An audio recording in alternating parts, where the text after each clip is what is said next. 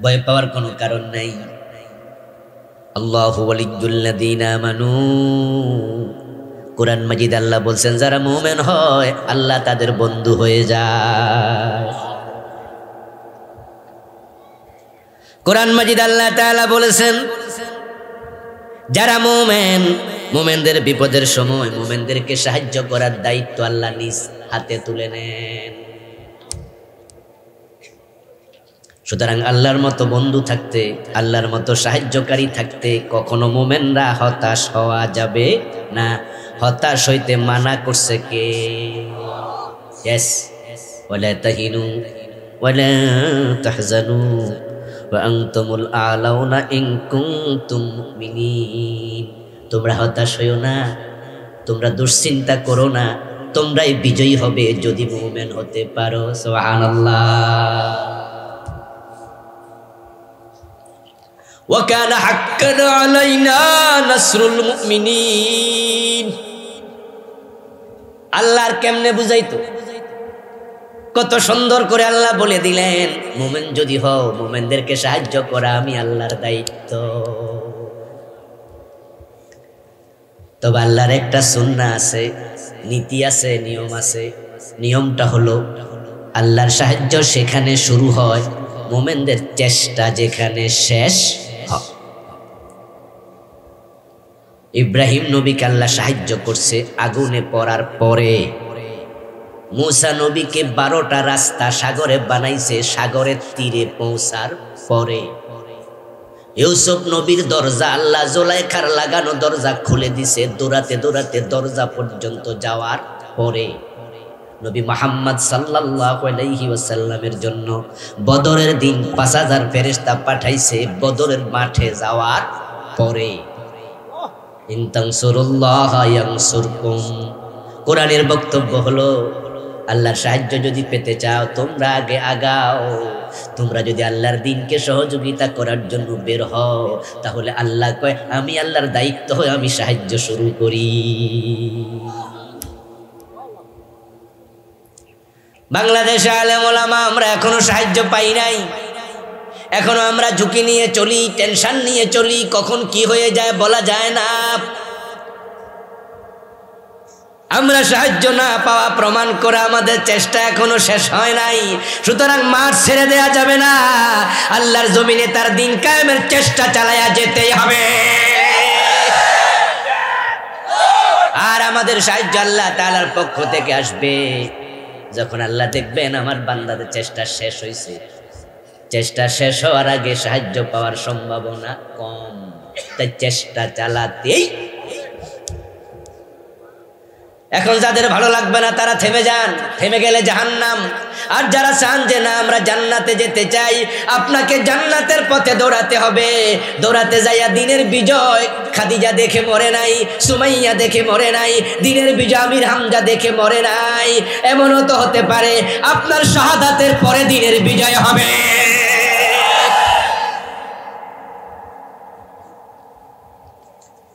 বারো জন ফেরেশতার মাঝে 8 জন শেষ, থাকলো আর 4 জন। আল্লাহ তাআলা আবার বলবেন ও মালাকুল মউত বাকি 3 জনের জান কবজ করো। বাকি 3 জনের জান কবজ করা হলো। এবার আল্লাহ প্রশ্ন করবেন কে আছে বেঁচে? আজরাইল বলবে আমি আছি আর কেউ নাই। আল্লাহ তাআলা তখন বলবেন মুতিয়া মালাকাল মউত, ও মৃত্যুর ফেরেশতা তুইও মরে যা। সাথে সাথে আজরাইল ইন্তেকাল করবেন, মরে যাবেন। এখন আকাশ এবং জমিনে আর কেউ নাই, একমাত্র আছেন কে? কুল্লু শাইইন হালিক ইল্লা ওয়াজহাহু ওয়া ইয়াবকা ওয়াজহু রাব্বিকা যুল জালালি ওয়াল ইকরাম। সুবহানাল্লাহ। শুধু তোমার রব আছে, ওয়াবকা ওয়াজহু রাব্বিকা ইযাতু রাব্বিক।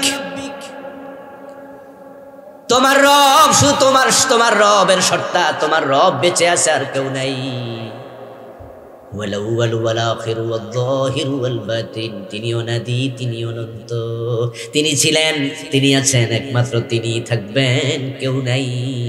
এভাবে চলে যাবে 40 বছর। পরবর্তী আরেকটা ফুৎকার হবে নাফখাতুল কিয়াম।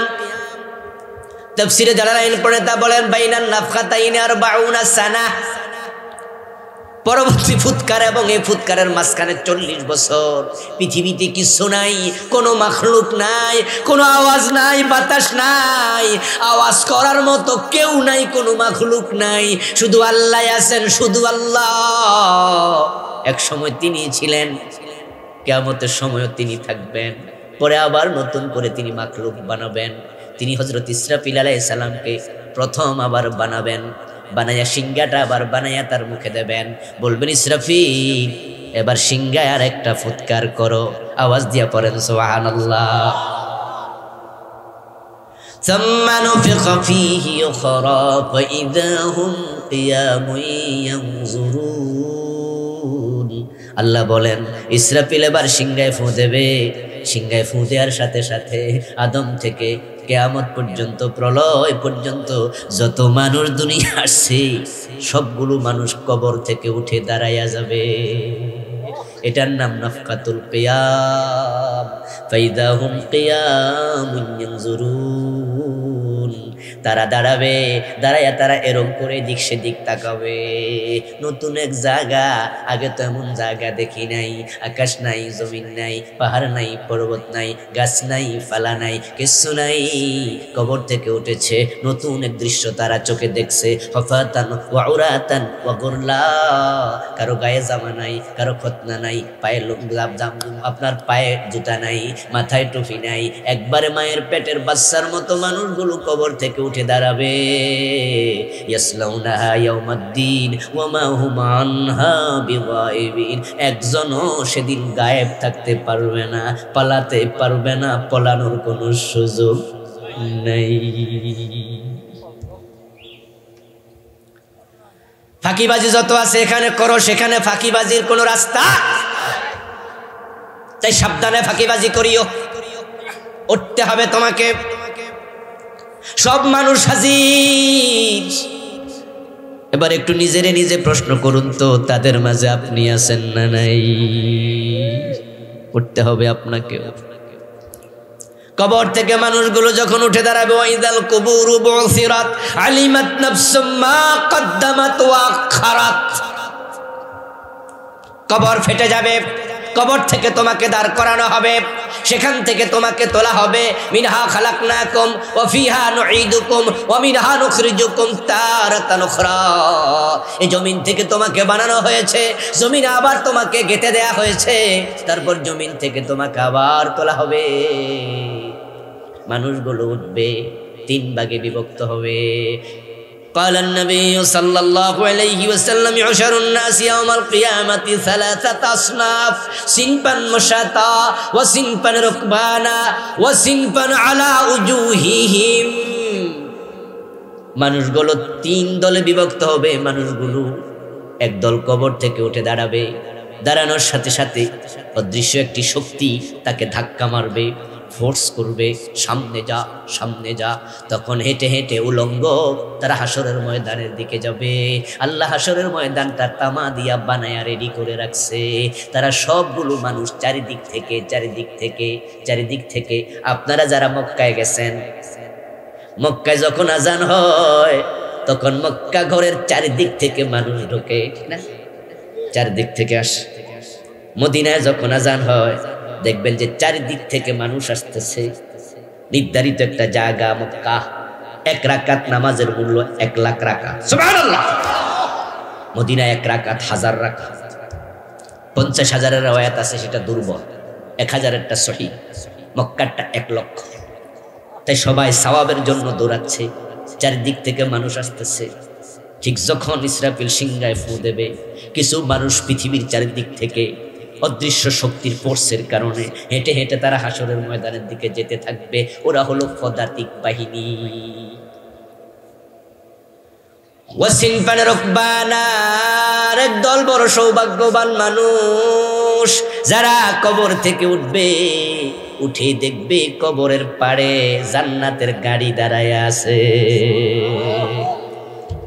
আল্লাহ ফেরেশতা পাঠাইয়া দিছে, তারা জান্নাতের একটা বাহন নিয়ে কবরের পাশে এসে দাঁড়াইছে।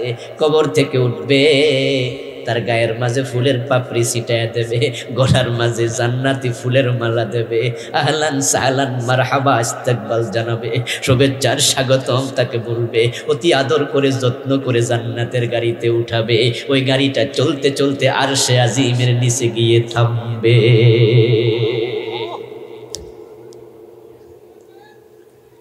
এই মানুষগুলো সেদিন আল্লাহর স্পেশাল গেস্ট হবে, আল্লাহ নিজে হবেন হোস্ট।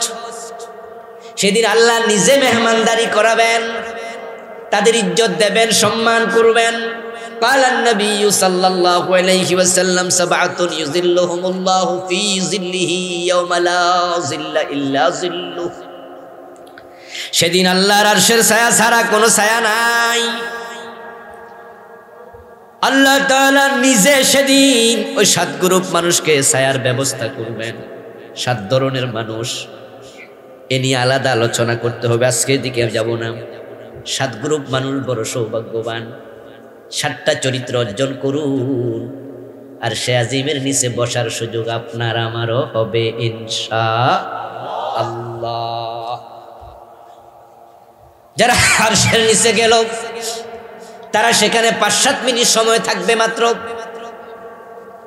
আর যারা হাসরের ময়দানে ঢুকলো তারা থাকবে 50,000 বছর। কিছু মানুষ বড় হতভাগা, 3 নাম্বার গ্রুপ, যে মানুষগুলো কবর থেকে ওঠার সাথে সাথে সিনপান আলা উজুহিহিম, প্রিয় নবী বলছেন তাদের চেহারা, তাদের মাথা চলে যাবে নিচের দিকে, পা চলে যাবে উপরের দিকে। নাউযুবিল্লাহ। আল্লাহ তাদেরকে উল্টায়া দেবে।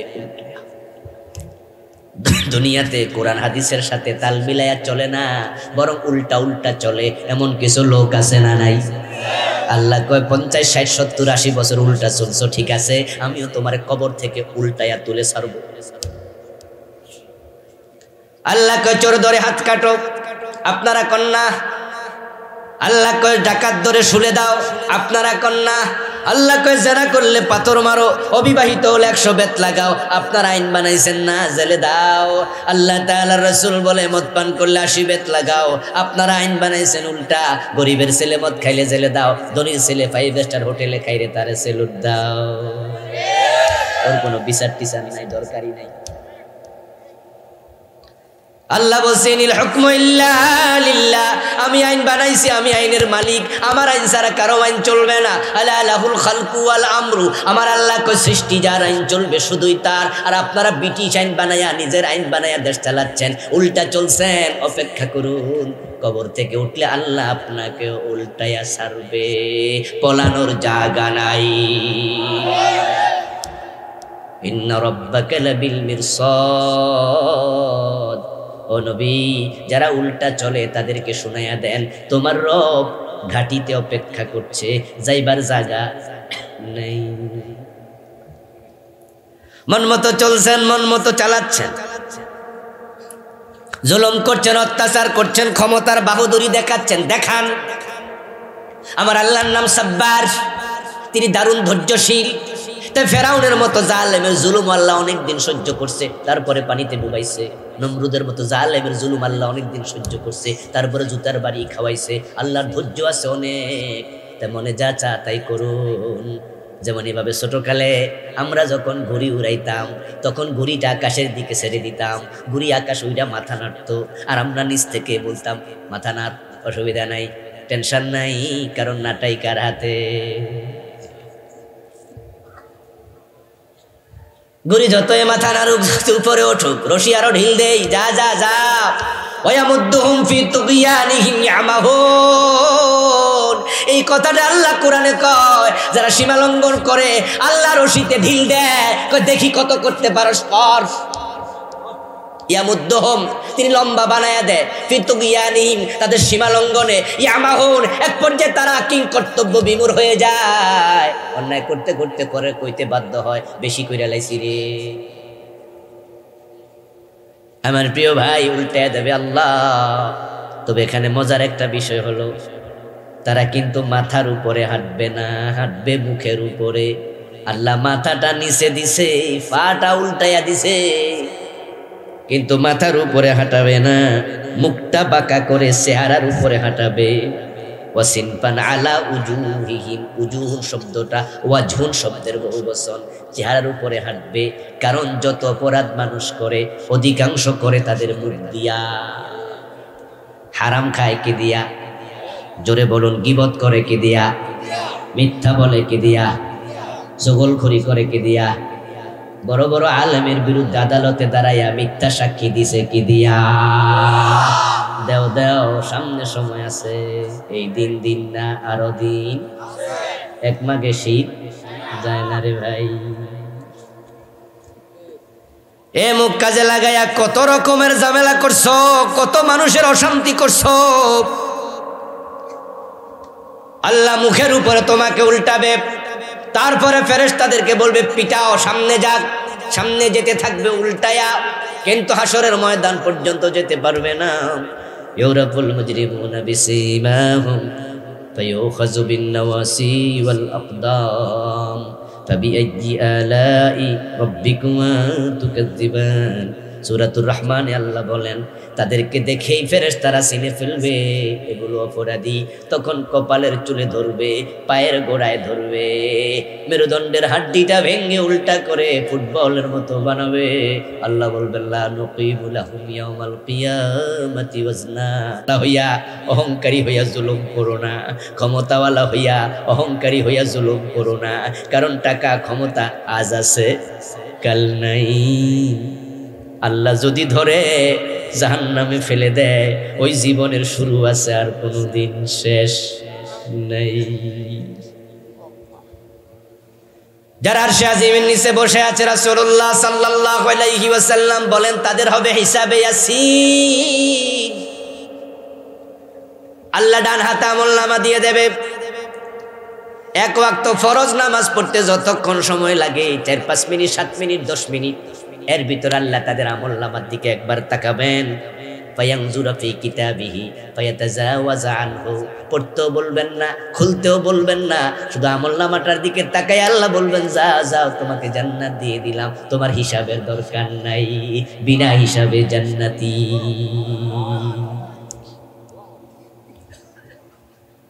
ওরা সৌভাগ্যবান মুমিন, তারা চলে যাবে জান্নাতে সামান্য সময়ের ভিতরে। এখন থেকে গেল আরেক দল, যারা বেঈমান না, আবার আরশে আজিমের নিচে জায়গাও পায় না, আমলনামায় গুনাহও আছে, সওয়াবও আছে। এখন নিজেরে প্রশ্ন করুন তো, আপনি কোন দলে? আরশে আজিমের নিচে যদি জায়গা পান, তাহলে তো একবারে আপনি গোল্ডেন এ প্লাস।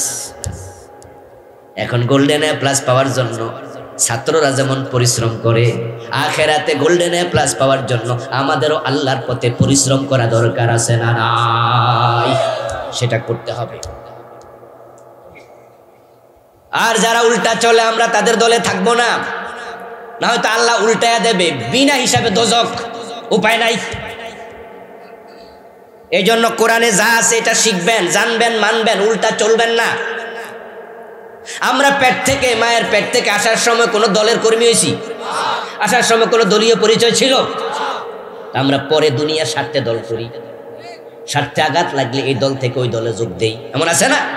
বিএনপির এমপি, পরবর্তীতে আওয়ামী লীগের মন্ত্রী, জাতীয় পার্টির এমপি, পরে আওয়ামী লীগের মন্ত্রী, বিএনপির মন্ত্রী। স্বার্থের কারণে দল চেঞ্জ করেছি, আখেরাতের স্বার্থের কারণে প্রয়োজনে দুনিয়ার দল চেঞ্জ করতে হবে।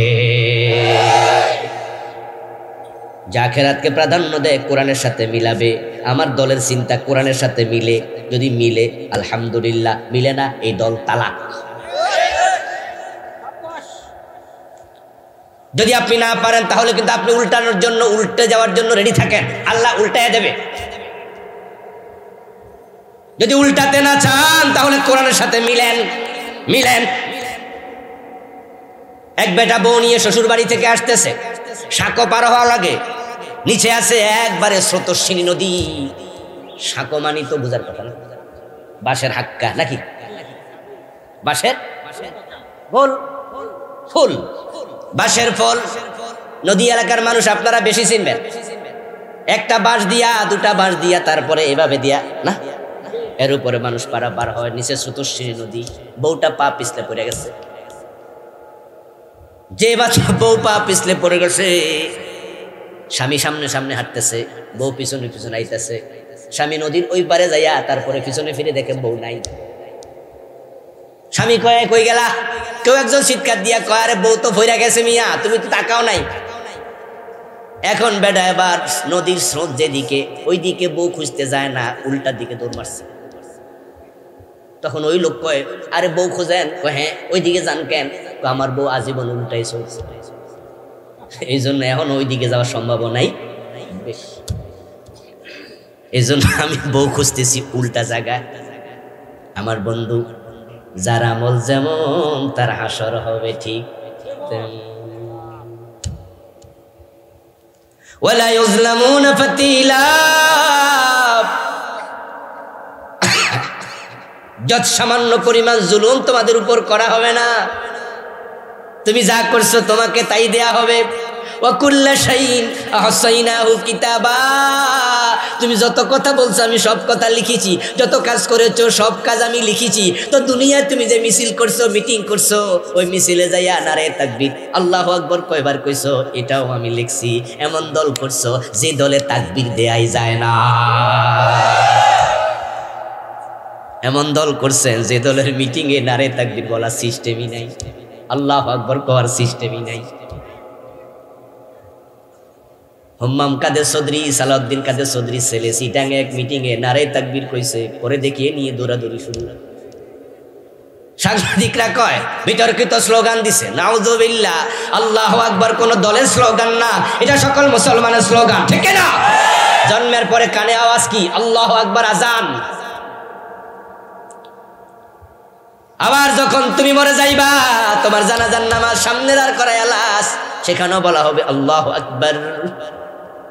তুমি দুনিয়াতে আসতে আল্লাহু আকবার, বিদায় আল্লাহু আকবার। সেই তুমি কিনা দলের মোহে অন্ধ হইয়া কয়টা বিতর্কিত স্লোগান।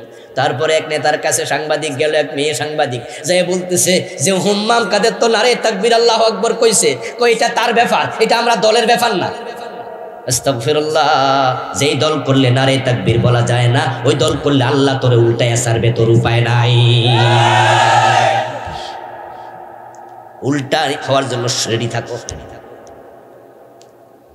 এখন যারা হাসরের মাঠে ঢুকলো, তারা ঢুকে দেখবে হাসরের মাঠ আমার তৈরি, সূর্য মাথার উপরে, এক বিগত দূরে কোন কোন হাদিসে পাওয়া যায় মিকদারে মিল, সুরমাদানির শলাকার দূরত্বে সূর্য। তারপরে সেখানে 50,000 বছর গায়ের ঘাম বের হতে হতে মানুষগুলো ঘামের মাঝে ডুবে থাকবে। সূর্যের তাপের কারণে ঘামগুলো গরম পানির মতো উতরাতে থাকবে। এ লম্বা সময় থাকবেন কেমনে? মানুষের বানানো কথা নয়। তারুজুল মালাইকাতু ওয়ার রূহু ইলাইহি ফি ইয়াউমিন কানা মিকদারুহু 50,000 সানা। আমি সব পাশে আছে সুবিধা। তারুজুল মালাইকাতু ওয়ার রূহু ইলাইহি ফি ইয়াউম কানা মিকদারুহু 50,000 সানা। আল্লাহ কই কিয়ামতের দিবস সেটার লম্বা হবে 50,000 বছর। এই 50,000 বছর আবার দুনিয়ার হিসাবে নয়। ইন্না ইয়াওমান ইনদা রাব্বিকা কাআলফি সানাতিন মিম্মা তাউদ্দুন। আরে কায়েত আল্লাহ তাআলা বলেন তোমাদের 1000 বছর আল্লাহর কাছে একদিন। তাহলে আল্লাহর 50,000 বছর আমাদের কতদিন? এই ঘামের মাঝে উতরানো, ঘামের মাঝে থাকবেন কেমনে? তাই হাসরের ময়দানে আল্লাহ আমাদের ঢুকায়া কষ্ট দিও না, আরে সে আজিমের নিচে থাকার জায়গা করে দিও। চিৎকার দিয়া বলেন আল্লাহুম্মা আমিন। মানুষগুলো বড় কষ্টে থাকবে, তারপরে একজন আর একজনের কাছে যাবে। মায়াদান নাসু বাদুহুম ইলা বাদিন, হলে ডলে পড়বে, কষ্ট পাবে, একজন আর একজনের ধাক্কা খাবে। তারা আদম নবীর কাছে যাবে, সুপারিশ করুন, আল্লাহকে বলুন, হিসাব শুরু করতে বলবে না। ঈসা নবীর কাছে, মুসা নবীর কাছে, ইব্রাহিমের কাছে যাবে, শেষ পর্যন্ত নবী মুহাম্মদ বলেন আমার কাছে আসবে। আমি বলবো আল্লাহ হিসাব শুরু করে দিন। আল্লাহ তাআলা হিসাব শুরু করবেন, বাম হাতে আমলনামা, ডান হাতে আমলনামা, সেখানেও কিছু লোক পাবে। আল্লাহ শাস্তি দিয়া যাকে ছেড়ে দিতে চাইবেন তার হাতে ডান হাতে আমলনামা দিয়ে বলবেন যা, অপরাধ কিছু ছিল শাস্তি দিয়া ছেড়ে দিছি, জান্নাতে ঢুকে যা। আর যাদের অপরাধ বেশি তাদেরকে আল্লাহর সামনে হাজির হওয়া লাগবে, পুরা জীবনের যত আমল সব হিসাব দিতেই হবে। লা তাযুলু কদম ইবনে আদম হাত্তা ইউসআলা আন খামসিন, আন উমরিহি ফীমা আফনাহু, ওয়ান শাবাবিহি ফীমা আবলাহু, ওয়ান মালিহি মিন আইনা ইকতাসাবাহু, ওয়া ফীমা আনফাকাহু, ওয়া মা আমিলা বিমা আলিমা। পাঁচটি প্রশ্নের জবাব সবাইকে দিতে হবে। পুরা জীবন কোথায় কাটাইছো বলো, যৌবনকাল কোথায় কাটাইছো, কোন আড্ডায়, তাসের আড্ডায়, মদের আড্ডায়, জুয়ার আড্ডায় কাটাইছো, নাকি আল্লাহর মসজিদে ভালো মানুষের সাথে কাটাইছো? যৌবনকালের হিসাব আলাদাভাবে দিতেই হবে। ও যুবক ভাইয়েরা, যারা আখিরাতে তোমরা জীবনের হিসাব দিতে চাও সহজে, যৌবনটা আসল জায়গা। কারণ যৌবনের আগে যেটা থাকে এটা বাল্যকাল, এটার হিসাব নাই। যৌবনের পরে আসে বৃদ্ধকাল, ও বৃদ্ধকালে গুনাহ হয় কম। কারণ মানুষ বুড়া হলে মানুষের চোখের জেনা কমে যায়, মুখের জেনা কমে যায়, মিথ্যা বলা কমে যায়, দাফাকিবাজি কমে যায়। কারণ বুড়া হওয়ার পরে সে অবসরে যায়, সন্তানরা পরিবারের দায়িত্ব নেয়। তাই দেখা যায় 60 বছরের পরে সরকারি চাকরিটাও আর থাকে না। 60 বছরের পরে মানুষ চুরি করে না, ডাকাতি করে না, খুব কম। কারণ চুরি করে দৌড়ানো লাগবে। 60 বছরের পরে দৌড়ানোর তো হাঁটুতে বল নাই, দৌড়াবে কেমনে? 60-70 বছর বয়সে চোখের পাওয়ার কমে যায়, তাই সে নাটক আর সিনেমা টেলিভিশনে দেখতে পারে না, চোখের পাওয়ারে কুলায় না। 60 বছরের পরে যৌবনে ভাটা পড়ে যায়, তাই যুবতী মেয়ে দেখলে আর শীষ দেয় না। কোনো 60 বছর 70 বছরের বুড়া মানুষ কোনো যুবতীকে প্রেম নিবেদন করে না। যত অপরাধ মানুষ করে সব যৌবনকালে করে। তাই তোমাদের যাদের যৌবন সুন্দর, তুমি আর সে আজিমের নিচে জায়গা পাবে। কিয়ামত নিয়ে আলোচনা আমরা কেন করব? কিয়ামতের আলোচনা আমাদেরকে স্মরণ করিয়ে দেয় আল্লাহর সামনে সবাইকে হাজির হওয়া লাগবেই। আর আল্লাহর সামনে হাজির হওয়ার উদ্দেশ্য একটাই, দুনিয়ার হিসাব দেয়া। মানুষকে আল্লাহ তাআলা হাসরের ময়দানে একত্রিত করবেন শুধু হিসাব নেওয়ার জন্য। আল্লাহ মানুষের আমল নামা ওজন করবেন। আল ওয়াজনু ইয়াউমাইযিনিল হক, ফাম্মা মান সাকুলাত মাওয়াজিনুহু ফাহুয়া ফি ঈশাতির রাদিয়াহ। সেদিন ওজন করা হবে আমল, এটা নিশ্চিত। ওজনের পর যার নেকের পাল্লা ভারী হবে, আল্লাহ তাআলা তাকে সন্তুষ্টির ঘর জান্নাত দিয়ে দেবেন। ওয়া আম্মা মান খাফফাত মাওয়াজিনুহু ফাউম্মুহু হাবিয়া। আর যার নেকের পাল্লা হালকা হবে, আল্লাহ তাকে জাহান্নামে ফেলে দেবেন। নাউযুবিল্লাহ। তাহলে বোঝা গেল কিয়ামত হবে হিসাবের জন্য, আমল ওজন করার জন্য। এই কিয়ামতের আলোচনাগুলো আমাদেরকে আমলের জন্য প্রস্তুত হতে শিখায়, প্রস্তুতি নিতে শিখায়। এই কিয়ামতের আলোচনা আমাদেরকে বুঝাইয়া দেবে এই দুনিয়াতে চিরস্থায়ীভাবে থাকার কোনো সুযোগ নাই।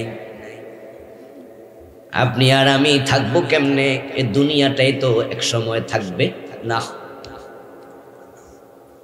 যেহেতু এটা থাকার জায়গা নাম, এখান থেকে চলে যেতে হবে। সুতরাং যাওয়ার জন্য সবাইকে প্রস্তুতি নেওয়া দরকার আছে না নাই? এখন যেখানে যাব ওই জীবনের শুরু আছে, আর কোনো শেষ নাই। ওখানে সফরটা বড় লম্বা। সফর যত লম্বা হয় প্রস্তুতি তত বেশি নিতে হয়, না হয় সফরে কষ্ট বেড়ে যাবে। আপনি এখান থেকে যদি কিশোরগঞ্জ রওনা দেন, তাহলে আপনার 200-500 টাকা পকেটে থাকলে এনাফ। কিন্তু যদি আপনি ঢাকায় যান, তাহলে আপনার পকেটে টাকার একটু বেশি থাকা উচিত। বিপদ মুসিবত কখন কি হয় বলা যায় না, তাই প্রস্তুতি একটু আরো ভালো হয়। আর এখান থেকে যদি আপনি সৌদি আরব রওনা দেন তাহলে প্রস্তুতিটা হবে আরো শক্ত। এটাই তো দুনিয়ার নিয়ম। যেই সফর যত লম্বা তার প্রস্তুতি হয় তত বেশি। মরার পরে আমাদের আর একটা জীবন শুরু হবে। মৃত্যু আমাদের জীবনের শেষ নয়, বরং নতুন জীবনের শুরু। এ নিয়ে আমাদের কারো কোনো সন্দেহ নেই। যেহেতু মরার পরে আবার একটা নতুন জীবন শুরু হবে। এ কিয়ামত হলো সব প্রাণীর মৃত্যু, যবনিকাপাত। যে ঘটনা ঘটাবে ওই ঘটনার নাম। এই পৃথিবীটা এক সময় ছিল না, এক সময় থাকবে না। আল্লাহ তাআলা কোরআন মাজিদে বলছেন, খালাকালাকুম মা ফিল আরদি জামিআ। ও আমার বান্দারা শোনো, এই জমিনে যা আছে তোমরা যা দেখো অথবা যা না দেখো, আমি সব মাখলুক তোমাদের জন্য বানাইছি। খালাকালাকুম লাম লিন-নাফই আলা লিদ-দরারি। লাম হরফে জার, আলা হরফে জার। আরবি গ্রামারের একটু ছোট্ট সূত্র বললাম, আলেম ওলামারা এটা ভালো বুঝবেন। লাম শব্দটা আসে কল্যাণের অর্থে, আলা শব্দটা আসে ক্ষতির অর্থে। আল্লামু লিন-নাফই ওয়া আলা লিদ-দরারি। খালাকা লাকুম মা ফিল আরদি জামিআ। জমিনে যা আছে সবগুলো মাখলুক আমি তোমাদের কল্যাণের জন্য বানাইছি।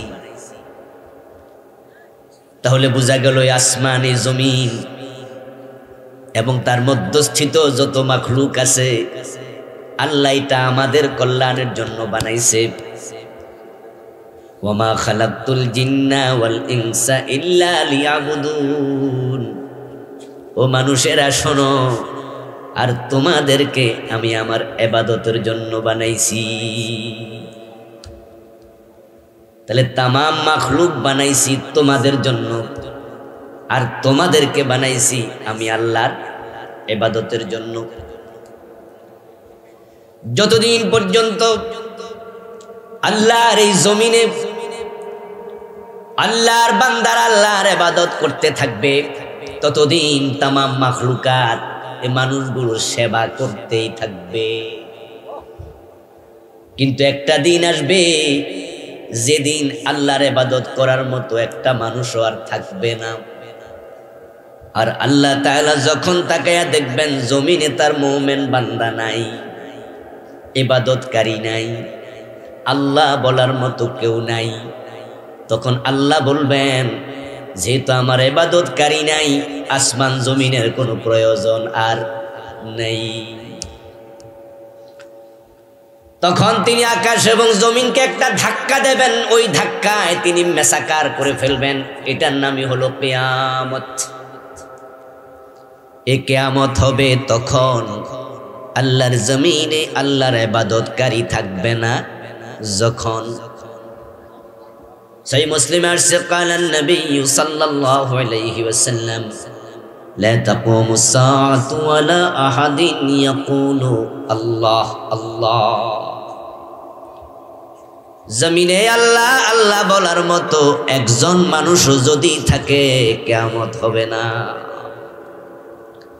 ইবাদতকারী বান্দাগুলোর মূল্য সম্মান আল্লাহর কাছে এত বেশি, যদি একজনও ইবাদতকারী থাকে, আসমান এবং জমিন ঠিকই তার সার্ভিস দিয়ে যাবে। এই জমিন বিছানার কাজ করছে, আসমান মাথার উপরে সামিয়ানার মতো ছাদের কাজ করে, সূর্য আলো দেয়, চাঁদ আমাদেরকে নিয়ামত দেয়, জোয়ার দেয়, ভাটা দেয়, সাগরের পানি আমাদের পানীয়ের ব্যবস্থা করে, জমিনের মাঝে উর্বরতা দেয়, জমিনে ধান পাট তৈরিতে পানি সহযোগিতা করে, বাতাস আমাদের অক্সিজেন দেয়। তোমার মাখলুকাত আমাদের সেবা করছে, সব মাখলুকের সেবা যথারীতি চলতে থাকবে। যদি পৃথিবীতে একজন মুমিন থাকে, ওই মুমিনের উসিলায় তামাম মাখলুক চলমান থাকবে। কিন্তু যখন ইবাদতকারী থাকবে না, আসমান এবং জমিনের প্রয়োজন আর নাই, সেটাও থাকবে না। রাসূলুল্লাহ সাল্লাল্লাহু আলাইহি ওয়াসাল্লাম বলেছেন, কিয়ামত যখন ঘনায় আসবে তখন ইবাদতকারী মানুষের সংখ্যা, মুমিনের সংখ্যা দিন দিন কমতে থাকবে, প্রতিদিন কমবে, প্রতিদিন কমতে কমতে এটা শূন্যের কোঠায় যাবে। তখন কিয়ামত হবে, একদিনে কমবে না।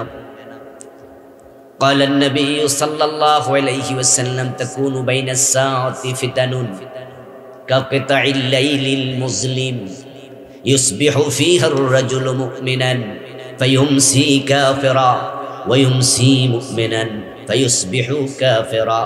কিয়ামতের আগে সূর্য ডুবে গেলে চারদিক থেকে যেমন অন্ধকার ধেয়ে আসে, কিয়ামতের আগে অনুরূপ ভাবে তামাম দুনিয়ার চারদিক থেকে নতুন নতুন ফিতনার উদ্ভব ঘটবে। ওই ফিতনাগুলো মানুষের ঈমান কেড়ে নেবে।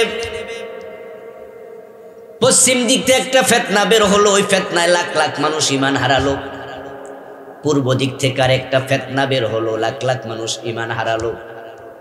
উত্তর দিক থেকে আর একটা ফিতনা বের হলো, লাখ লাখ মানুষ ঈমান হারালো। দক্ষিণ দিক থেকে আর একটা ফিতনা বের হলো, লাখ লাখ মানুষ ঈমান হারালো।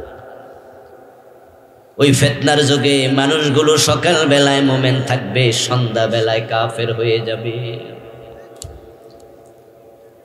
ওয়ায়ুমসি মুমিনান ফায়ুসবিহু কাফিরা, সন্ধ্যা বেলায় মানুষ মুমিন থাকবে, কিন্তু সকাল বেলায় যখন ঘুম থেকে উঠবে তখন তার ঈমান আর থাকবে না, সে কাফের। অর্থাৎ রাতের বেলায় এমন কোন কথা বলেছে, এমন কোন কাজ করেছে যেটা কুফরি কালাম ছিল, কুফরি আমল ছিল, আর কুফর করার সাথে সাথে ঈমানটা চলে যায়, মানুষটা কাফের হয়ে যায়।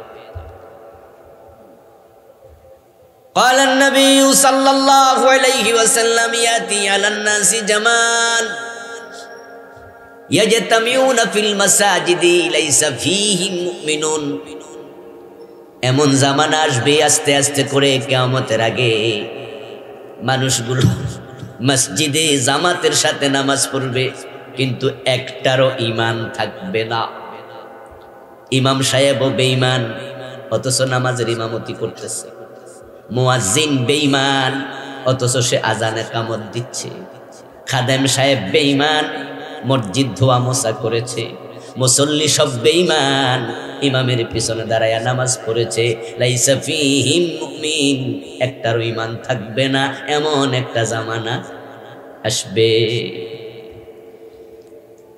ঈমানদার থাকলে তো আকাশ জমিন থাকবে, ঈমানদার যখন থাকবে না তখনই তো কিয়ামতটা হবে।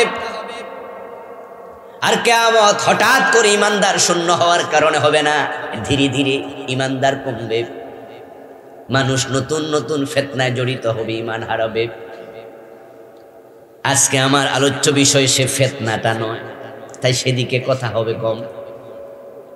আজকে আলোচ্য বিষয় হলো কিয়ামতের ভয়াবহতা, তাই আমরা সেদিকে আলোচনা বেশি ফোকাস করব।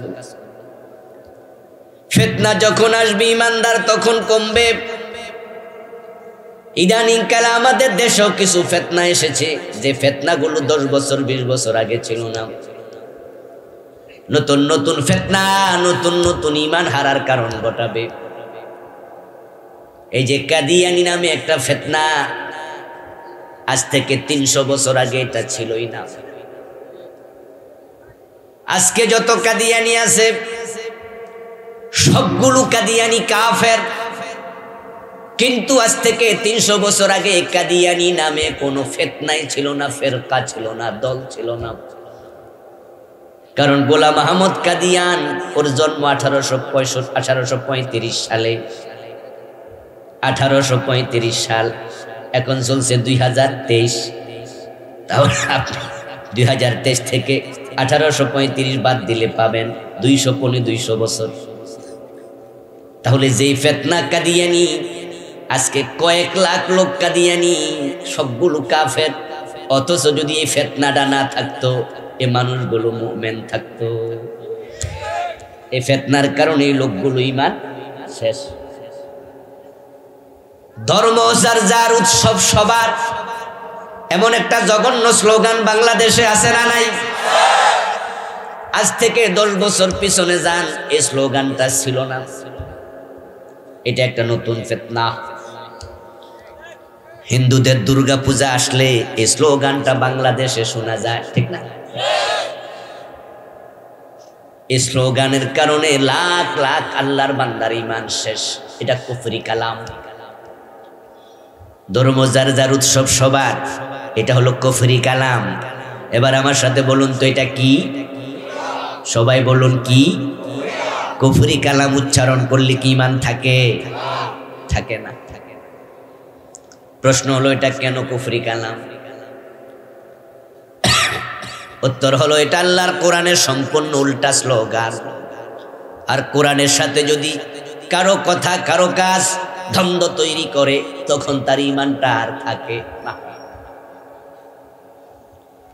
কোরআন মাজিদের মাঝে আল্লাহ তাআলা স্লোগান শিখাইছে, লাকুম দীনুকুম ওয়ালিয়াদিন। এই হলো আল্লাহর শিখানো স্লোগান। বাংলা অর্থ হলো তোমাদের ধর্ম তোমাদের, আমার ধর্ম আমার। আপনারাই বলুন তো, দুইটা এক না আলাদা? লাকুম দীনুকুম, তোমাদের ধর্ম তোমাদের, ওয়ালিয়াদিন, আমার ধর্ম আমার। আবার বলুন তো, দুইটা এক না আলাদা? তাহলে আল্লাহ বুঝাইলো ধর্ম যার, উৎসব তার, ঠিক না? আলাদা হবে। কিন্তু আপনি কি করলেন? ধর্ম যার যার, উৎসব সবার। বাংলাদেশে স্লোগানে বিশ্বাস করে এমন লাখ লাখ লোক আছে না নাই? এই স্লোগানের কারণে সবগুলো ঈমান শেষ। এটা নতুন ফিতনা। নির্বাচন আসলে আরেকটা ফিতনা মাথা চাড়া দিয়ে ওঠে। ওই ফিতনাটা আমাদের নেতাদের ঈমান শেষ করে। হাজার হাজার নেতা মাইক হাতে পাইলে কয় জনগণ সকল ক্ষমতার উৎস। জনগণ সকল ক্ষমতার উৎস, এই শব্দটা কুফরি কালাম।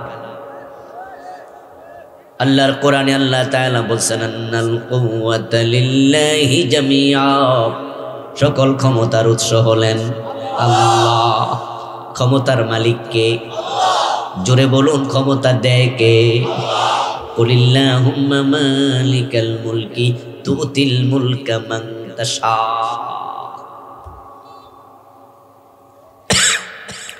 2023 সনে এক নতুন ফিতনা ছিল। আল্লাহ শুকরিয়া, ফিতনা আপাতত আমরা থামাইতে পারছি। ওই ফিতনার নাম ছিল বিবর্তনবাদের ফিতনা। যারা আপনারা শিক্ষিত সচেতন তারা জানেন, ক্লাস 6 এর সমাজ বইতে 114, 115, 116 এই 3 পৃষ্ঠার মাঝে বান্দরের ছবি দিছে, মানুষের ছবি দিছে। তারা সেখানে বুঝাইছে মানুষ নাকি বাদর থেকে এসেছে। এটা যখন সিলেবাসে ঢুকানো হলো, এটার নাম বিবর্তনবাদ। এদেশের আলেম ওলামারা প্রতিবাদ করেছে। প্রধানমন্ত্রীর কাছ পর্যন্ত আলেমদের প্রতিনিধি দল পৌঁছেছে। তখন স্বরাষ্ট্রমন্ত্রী, মাননীয় প্রধানমন্ত্রী, শিক্ষামন্ত্রী, ওনারা জানার পরে বলছে ঠিক আছে, তাহলে এটা আপাতত স্থগিত। শিক্ষা মন্ত্রণালয় সার্কুলার জারি করছে, ক্লাস 6 এর বইতে এই অংশ পড়ানো যাবে না। আমরা আলেমরা যদি প্রতিবাদ না করতাম, অলরেডি এটা সিলেবাসে আছে। আজকে বাড়িতে যাইয়া রাতে চাইয়েন, যাদের সন্তান 6 এ পড়ে, সমাজ বইতে দেখবেন 115-16 নম্বর পৃষ্ঠা, 14, 15, 16 সিলেবাসে অলরেডি এটা আছে। পড়ানো নিষেধ, সরকার এটা স্থগিত করেছে আমাদের আন্দোলনের কারণে। যদি এটা স্থগিত না করত, শুধু বিবর্তনবাদের ফিতনার কারণে কিয়ামত আরো সামনে আগায়া যাইতো। কারণ আমাদের সন্তানরা ক্লাস 6 এ সবগুলো বেঈমান হয়ে যেত। এই নতুন ফিতনা সবগুলো বাচ্চাকে আমাদের বেঈমান বানায় ছেড়ে দিতেছে। কারণ এই বইটা শুধুমাত্র স্কুলে না, এই পাঠ্য বইটা মাদ্রাসাতেও আছে। এখন স্কুল এবং মাদ্রাসার পাঠ্য বই একই পাঠ্য বই, সাধারণ বইগুলো এক। কুরআন মাজিদ আল্লাহ তাআলা বলেন, লাকাদ খালাকনাল ইনসানা মিন সুলালাতিন মিন তিন মিন হামাইম মাসনুন মিন তিনিল লাযিব মিন সালসালিন কাল ফাখখার মিন মাইন দাফিক ইয়াখরুজু মিন বাইনিস সুলবি ওয়াত তারাইব ওয়া বাসসা মিনহুমা রিজালান কাসীরা ওয়া নিসা। এ হলো মানুষ সৃষ্টির রহস্য, ইতিহাস। আল্লাহ বলেন প্রথম মানুষ আদম, আর আমি আদমকে মাটি থেকে বানাইছি, বাঁদর থেকে নয়। আদম কি বানর থেকে হয়েছে না মাটি থেকে? জোরে বলুন, এ কথা বলেছেন কে?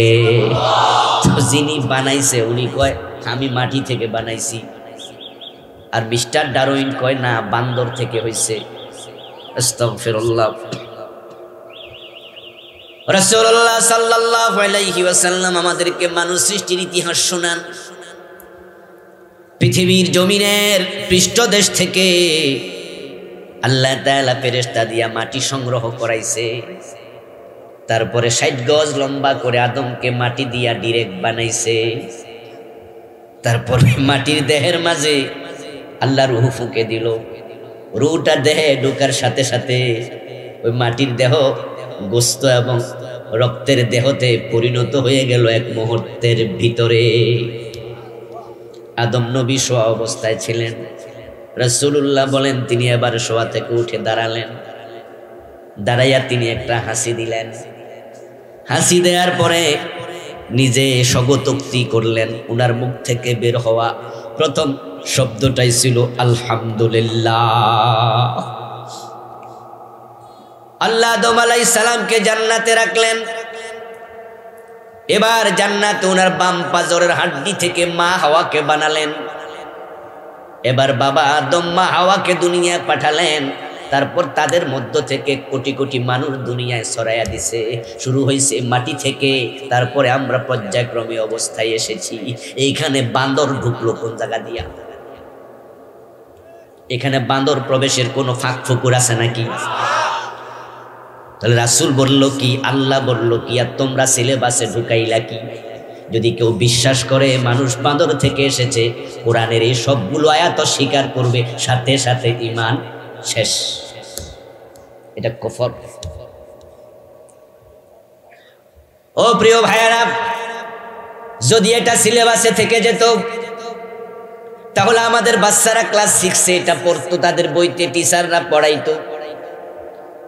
এবং যারা এটা সিলেবাসে ঢুকাইছে তারা কত বড় হারামি, কত বড় ধূর্ত, কত বড় জঘন্য ষড়যন্ত্রকারী দেখুন। এই বিবর্তনবাদ তারা ক্লাস 2-তে দেয় নাই, 3-তে দেয় নাই, কারণ পোলাপান ছোট, এগুলো বুঝবে না, মাথাও গামাবে না। আবার 8-9-এ দেয় নাই, পোলাপান বড়, পোলাপান মানবে না। যদি 9-এর মাঝে এটা পড়া যে মানুষ বান্দর ছিল, তাহলে পোলাপান স্যারের বলবো, স্যার আপনার বাপ না দাদা কে ছিল? কিন্তু ক্লাস 6-এর পোলাপান একবারে অবুঝ না, আবার খুব বুঝো না, এমন একটা মিডল পয়েন্টে তারা সিলেবাসে ঢুকাইছে। আমাদের বাচ্চারা বইতে পড়ে তারা বিশ্বাস করার সম্ভাবনাও ছিল। আর যদি এটা সিলেবাসে থেকে যেত পড়াইতো, শুধু একটা সিলেবাসের কারণে কোটি কোটি সন্তান বেঈমান হয়ে যেত। কিয়ামতের আগে কত রকমের ফিতনা আসবে তার কোনো সীমা নাই। অন্ধকার রাতের মতো ফিতনা আসবে। এই ফিতনার কারণে মানুষগুলো বেঈমান হতে থাকবে। আমার আল্লাহ তাকায় দেখবেন জমিনের দিকে, তাম পৃথিবীতে মানুষ আছে ধরেন 1000 কোটি, 800 কোটি, 900 কোটি, 1000 কোটি, 1200 কোটি, এখন তো 800 কোটি আছে, আরো বাড়বে দিন দিন।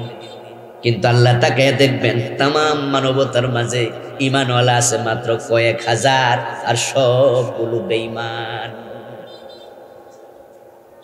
পুরা বাংলাদেশে মানুষ আছে 22 কোটি, 23 কোটি, কিন্তু ইমানদার আছে মাত্র 100 জন 150 জন।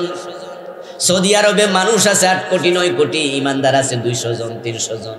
আমেরিকায় মানুষ আছে 40 কোটি 50 কোটি, ইমানদার আছে 50 জন। আল্লাহ যখন দেখবেন তামাম পৃথিবীতে 500-700 মুমিন আর সব বেঈমান কাফের, তখন আল্লাহ ইয়ামান নামক দেশ থেকে একটা বাতাস ছেড়ে দেবেন। তিনি সিদ্ধান্ত নেবেন এই 200-300-500 মানুষের জন্য এত বড় পৃথিবীর দরকার আর নেই। قال النبي صلى الله عليه وسلم إن الله يبعث ريحا من اليمن ألين من الحريش। ইয়ামান নামক দেশ থেকে আল্লাহ একটা বাতাস প্রবাহিত করে দেবেন, ওই বাতাসের স্পর্শ হবে রেশমি কাপড়ের চেয়ে নরম। এই বাতাসটা চলতে চলতে তামাম পৃথিবী সফর করে ফেলবে, চারিদিকে বেয়ে যাবে, ছড়ায়া যাবে। فلا تدعوا أحدا من كان في قلبه مثقال حبة من الإيمان إلا قبضته। যার অন্তরে সরিষা পরিমাণ ঈমান আছে, ওই বাতাসটা তার গায়ে লাগার সাথে সাথে ওই লোকটা মরে যাবে। যত মানুষ মুমিন, ওই বাতাস তার গায়ে লাগার সাথে সাথে লোকটা শেষ। তাহলে বোঝা গেল বাংলাদেশ যখন বাতাসটা আসবে, ধরেন আমাদের কলকাতার পাশ দিয়ে বাতাসটা ঢুকলো, একবারে কলকাতা হয়ে ত্রিপুরার দিকে বাতাসটা চলে গেল, পুরা বাংলাদেশ যখন অতিক্রম করলো, বাংলাদেশে যে 100-200 মুমিন ছিল, একজনও আর জীবিত নাই, সব শেষ। এখন বাইতুল মুকাররম মসজিদের খাদেম মারা গেছে, ইমানটা ছিল তার, খতিবের নাই, মুয়াজ্জিনের নাই, ইমামদের নাই, ওই খাদেমের ইমান ছিল, খাদেম গেছে মরে। পাবলিক মাইকে আওয়াজ শুনবে আমাদের বাইতুল মুকাররমের খাদেম সাহেব মারা গেছে, পাবলিক মনে করবে সাধারণ মৃত্যু, কত মানুষ তো মরে, কিন্তু ওই বেটার ইমান ছিল, ওই বাতাসের কারণে মরছে, এটা কেউ বুঝতেও পারবে না। আপনাদের বাজারের এক ঝাড়ুদার আছে ইমানওয়ালা, ওই ঝাড়ুদার মরে গেছে, অথচ বাজার মসজিদের ইমাম বেঁচে আছে, মুয়াজ্জিন বেঁচে আছে, মুসল্লিরা বেঁচে আছে। আপনারা শুনবেন খবর অমুক ঝাড়ুদার, অমুক ফিয়ন, অমুক দারোয়ান মারা গেছে, আপনি মনে করবেন এমনি মরছে, না, ওই বাতাসের কারণে সে মারা গেছে, আপনারা কেউ জানেনই না। এইভাবে তামাম পৃথিবীতে যখন বাতাসটা ছেয়ে যাবে, পৃথিবীর শেষ প্রান্তে যখন বাতাস পৌঁছবে, তখন তামাম দুনিয়াতে ঈমানওয়ালার একজনও থাকবে না। আল্লাহ তাআলা যখন জমিনের দিকে তাকায়া দেখবেন তামাম পৃথিবী তার ঈমানওয়ালা কেউ নাই, তখন ইসরাফিল আলাইহিস সালাম নামক একজন ফেরেশতা আছে, যে ফেরেশতাকে আল্লাহ তাআলা বানানোর পরে তার মুখের মাঝে একটা শিঙ্গা দিছে। ওই শিঙ্গায় যখন তিনি ফু দেবেন, তখন কিয়ামত শুরু হবে। উনি শিঙ্গাটা মুখে নিয়ে বসে আছেন, আল্লাহর অর্ডারের অপেক্ষা করতেছেন। আল্লাহ তাআলা যখন তাকে দেখবেন দুনিয়াতে আর মুমিন নাই, তখন তিনি ইসরাফিল আলাইহিস সালামকে বলবেন, ইসরাফিল, এই জমিনটা আমি আর রাখবো না, তুমি একটা ফু দিয়ে দাও। ইসরাফিল আলাইহিস সালাম ফু দেবেন। এই ফু দেওয়ার পরে কি হবে? এবার আল্লাহ তাআলা কুরআন মাজিদে বলতেছেন, আমার সাথে আপনারা একটু পড়ুন যারা জানেন, ইযা জুলজিলাতিল আরদু জিলজালাহা ওয়া আখরাজাতিল আরদু আসকালাহা। সবাই আওয়াজ দিয়ে বলেন সুবহানাল্লাহ। আল্লাহ বলেন জমিন প্রচন্ড ভাবে কাঁপতে শুরু করবে, এটার নাম ভূমিকম্প। ইযা জুলজিলাতিল আরদু জিলজালাহা, জমিনকে বড় ধাক্কা মারা হবে, প্রচন্ড ঝাঁকুনি দেয়া হবে। ওয়া আখরাজাতিল আরদু আসকালাহা, ওই ধাক্কাটা এত জোরে আল্লাহ তাআলা দেবেন, জমিনের পেটের ভিতরে যত খনিজ পদার্থ আছে সবগুলো বের হয়ে যাবে। স্বর্ণের খনি, রৌপ্যের খনি, তামার খনি, দস্তার খনি, কেরোসিনের খনি, গ্যাসের খনি, জমিনের পেটের ভিতরে যা ছিল জমিন সব বমি করে দেবে। মানুষ নিজের চোখে দেখবে স্বর্ণের খনি দেখা যায়, রূপার খনি দেখা যায়, গ্যাসের খনি দেখা যায়, কিন্তু ওগুলোর প্রতি তখন মানুষের কোনো আকর্ষণ আর থাকবে না। ইয়া আইয়ুহান নাস, ও মানুষেরা, ইত্তাকু রাব্বাকুম, তোমাদের রবকে তোমরা ভয় করো। ইন্না জালজালাতাস সাআতি আইয়ানা মুরসাহা, ও নবী লোকেরা আপনাকে প্রশ্ন করবে কিয়ামত কবে। কুল ইন্নামা ইলমুহা ইনদা রাব্বি লা ইউজাল্লিহা লিওয়াক্তিহা ইল্লা হু, আপনি জবাবে বলে দেন কিয়ামতের ইলম আছে একমাত্র আমার আল্লাহর কাছে, আল্লাহ এটা কারো কাছে প্রকাশ করেন নাই, এটা যেই কোনো সময় শুরু হতে পারে। মা ইয়ানজুরুনা ইল্লা সাইআতান ওয়াহিদাতান তাখুযুহুম ওয়া হুম ইয়াখিসিমুন, কিয়ামত যেদিন হবে হওয়ার এক সেকেন্ড আগেও দুনিয়ার মানুষ বুঝবেই না, বরং ওয়া হুম ইয়াখিসিমুন, তারা সবাই ব্যক্তিগত কাজে রত থাকবে, ঝগড়া ফাসাদ করবে, লেনদেন করবে, কৃষক তার হাল চাষ করবে, দোকানদার তার পাল্লার মাঝে মালামাল তুলেছে, দুধ দহনকারী বালতিতে দুধ দহন করছে, শিক্ষক ক্লাসে তার ছাত্র পড়াচ্ছে, স্বামী স্ত্রী একসাথে ভাত খাচ্ছে, খাওয়ার জন্য লোকমা তুলেছে, এর মাঝে ধাক্কা আল্লাহ মেরে দেবেন, খাওয়ার সুযোগ আর নাই। فلا يستطيعون توصية ولا إلى أهلهم يرجعون, কেউ তখন মুখের কথাটা অন্যকে বলার সুযোগ আর পাবে না, যে যেখানে ছিল ঘরে ফেরার সুযোগ আর নাই। আমাদের দেশে কে বা কারা কবিতা বানাইছে, কিয়ামতের 7 দিন আগে বাতাস থাকবে না, পাংখা দিয়া করলে বাতাস গায়ে লাগবে না, দুনিয়া হবে ফানা রে জমিন হবে তামা। কে বলেছে কথা? কিয়ামতের 7 দিন আগে বাতাস যদি না থাকে মানুষ তো বুঝে ফেলবে কিয়ামত এসে গেছে। বাতাস করবে, পাখা দিয়া লাগবে না, মানুষ তো বুঝে ফেলবে কেন এমনটা হলো, কিয়ামত তো এসে গেছে। এই জাতীয় কোনো হাদিস তো নাই, বরং আল্লাহর বক্তব্য হলো হঠাৎ করে শুরু হবে, মানুষ নিজের মুখের কথাটা অন্যকে বলতে পারবে না, প্রত্যেকে ব্যক্তিগত কাজে রত, এর মাঝে কিয়ামত শুরু হবে। আল্লাহ মাঝে মাঝে জমিনে ধাক্কা দেয়, দিয়া বড় ধাক্কার ব্যাপারে সাবধান করে, কিন্তু মানুষগুলো সাবধান হয় না। এই জমিনকে আল্লাহ তাআলা ধাক্কা দিয়া বুঝাইয়া দেয়, জমিনের মালিক তোমরা না, জমিনের মালিক আমি। এজন্য আমি জমিনকে লড়াইতে পারি, নাড়াতে পারি, ধাক্কা দিয়ে নড়ে ওঠে। যদি জমিনের মালিক তুমি হও তাহলে জমিনটা তুমি নাড়াইয়া দেখাও। নাড়াইতে পারবেন? তাহলে আপনি যখন এই জমিন কার আমার, ওইটা কার আমার, ওইটা কার আমার, আমার আমার কইতে কইতে তো বুঝাইয়া দেন দেশটাই আমার আর আমার বাবা। মনে যা আসা তাই বলেন, তাই করেন, সাবধান, এ জমিনের মালিককে। আরে আপনি তো আপনার কানের মালিকই না,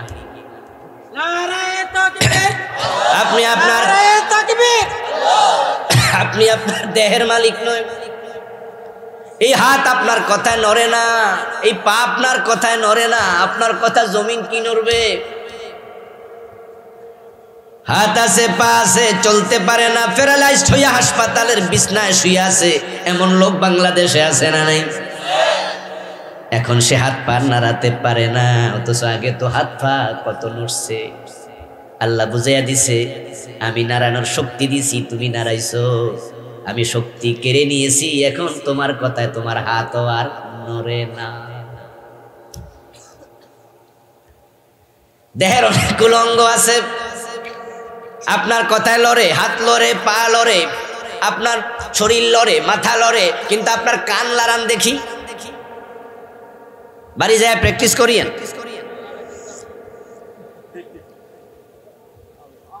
আপনার মাথা লড়বে, হাত নড়বে, পা নড়বে, আপনার কান কিন্তু নড়ে না। আল্লাহ ছোট্ট একটা অঙ্গকে আপনার কন্ট্রোলের বাহিরে দিয়ে বুঝাইছে, আমি চাইলে পুরা দেহকে কানের মতো অবশ করে দিতে পারবো, তোর কথা তোর দেহ আর নড়বে না,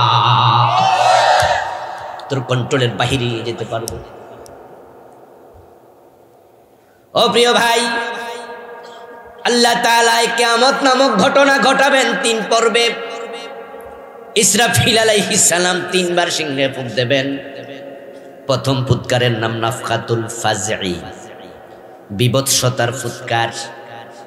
দ্বিতীয় ফুৎকারের নাম নাফখাতুস সাকি, মৃত্যুর ফুৎকার। তৃতীয় ফুৎকারের নাম নাফকাতুল কিয়াম, আল্লাহর সামনে দাঁড়ানোর ফুৎকার। প্রথম ফুৎকারের কারণে পৃথিবী মহাপ্রকম্পন হবে। লা ইয়াসআলু হামিমুন হামিমা, দৃশ্য দেখে আপন বন্ধু বন্ধুকে বিষয় প্রশ্ন করবে না। বন্ধু দুজন পাশে বসে আছে, হঠাৎ করে দুনিয়া কেঁপে উঠেছে, এতটা জঘন্য কাপ কোনোদিন কেউ দেখেনি, তাই সে তাকে বলবে না কি হয়েছে, ওয়ায়াকুলুল ইনসানু মা লাহা, বরং সে নিজে নিজে বলবে হলো কি হলো কি হলো কি। এই অবস্থা চলতে থাকবে অনেকক্ষণ। এবার আল্লাহ বলবেন ইসরাফিল, দ্বিতীয়বার ফু দিয়ে দাও। ওয়ানুফিখা ফিস-সূর ফাসআকা মান ফিস-সামাওয়াতি ওয়া মান ফিল আরদি ইল্লা মান শাআল্লাহ। ইসরাফিল এবার সিংহা দ্বিতীয়বার ফু দেবেন। ওই ফু দেওয়ার সাথে সাথে কি ঘটনা ঘটবে আল্লাহ তাআলা অন্য সূরাতে বলেন, ইজাস সামাউ ফাতারাত ওয়া ইদাল কাওয়াকিবু ইনতাসারাত ওয়া ইদাল বিহারু ফুজ্জিরাত। দ্বিতীয় ফুৎকারের সাথে সাথে আসমান ফেটে যাবে। সূর্য চন্দ্র সহ যত তারকারাজি আকাশে আছে সব তারকা জমিনের দিকে একটার পর একটা ছিটকে পড়তে থাকবে। ওই তাম পৃথিবীটা তখন অগ্নি গোলকে রূপান্তরিত হবে। সমুদ্রের পৃষ্ঠদেশ ফেটে যাবে। তখন সমুদ্রের পানির মাঝে আগুন লেগে যাবে।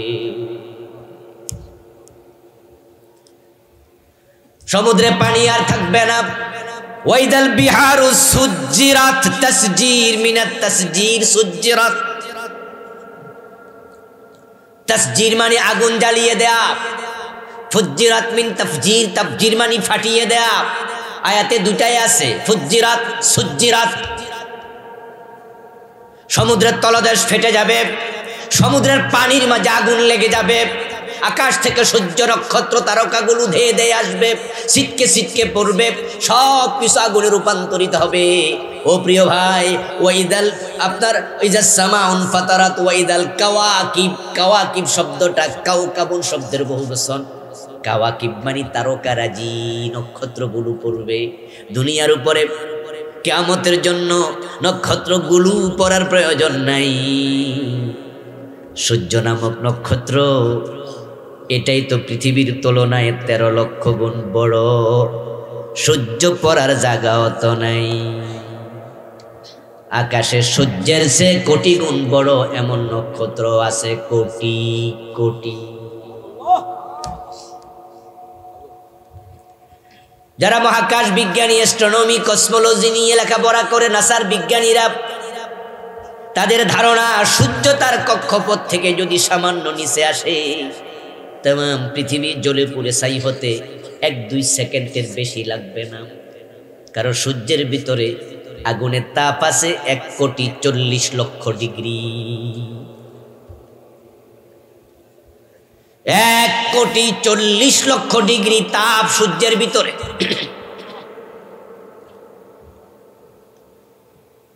এই তাপ থেকে পৃথিবীতে তাপ আসে চৈত্র মাসে মাত্র বাংলাদেশে 33, 34, 35 ডিগ্রি। এতে কুয়ার পানি গরম হয়ে যায়, কুত্তা জিব্বা বের করে হাঁপায়। আমরা টিনের ঘরে বসে থাকতে পারি না, হাত ফাঁকা নিয়ে গাছতলা গিয়া গামছা গায়ে দিয়ে বসে থাকা লাগে, ঠিক না? তাপমাত্রা মাত্র 35, 36। আর সূর্যের ভিতরে আছে 1,40,00,000 ডিগ্রি। যেখানে রড বানায়, আয়রন মিল, লোহা বানানোর ফ্যাক্টরি, ওখানে গেলে দেখবেন আগুন কেমনে ধাউ ধাউ করে জ্বলছে। বিশাল বড় বড় লৌহখণ্ড আগুনের ভিতরে ঢুকাইয়া দেয়, তারপরে আগুন এটাকে মোমের মতো একবারে নরম বানায়া দেয়, পানির কাছাকাছি বানায়া দেয়। মোম গলে গেলে যেমন হয়, লোহাটা গলে এমন হয়। তারপরে সেখানে চার্জ দেয়া আছে, আর্টস দেয়া আছে, এর ভিতরে ওগুলো ঢুকে যায়। 500টি রড, 300টি রড, 400টি রড। রডের গায়ে লেখা দেখবেন KSRM, BSRM। ওখানে চাষের ভিতরে এইভাবে অক্ষর দেয়া আছে। এগুলো মোমের মতো গলে তারপরে রড তৈরি হয়। সেই আগুন রড গলায়া ফেলে, আগুন লোহা গলায়া ফেলে। ওই আগুনের তাপমাত্রা মাত্র 1338 ডিগ্রি সেলসিয়াস, 1300, 1350, 1400 ডিগ্রি সেলসিয়াস। অতটুকু আগুন দিলে লোহা পর্যন্ত পানি হইয়া যায়। আর সূর্যের ভিতরে আছে 1,40,00,000 ডিগ্রি। ওই সূর্য পৃথিবীর উপরে পড়লে পৃথিবীর কি হবে?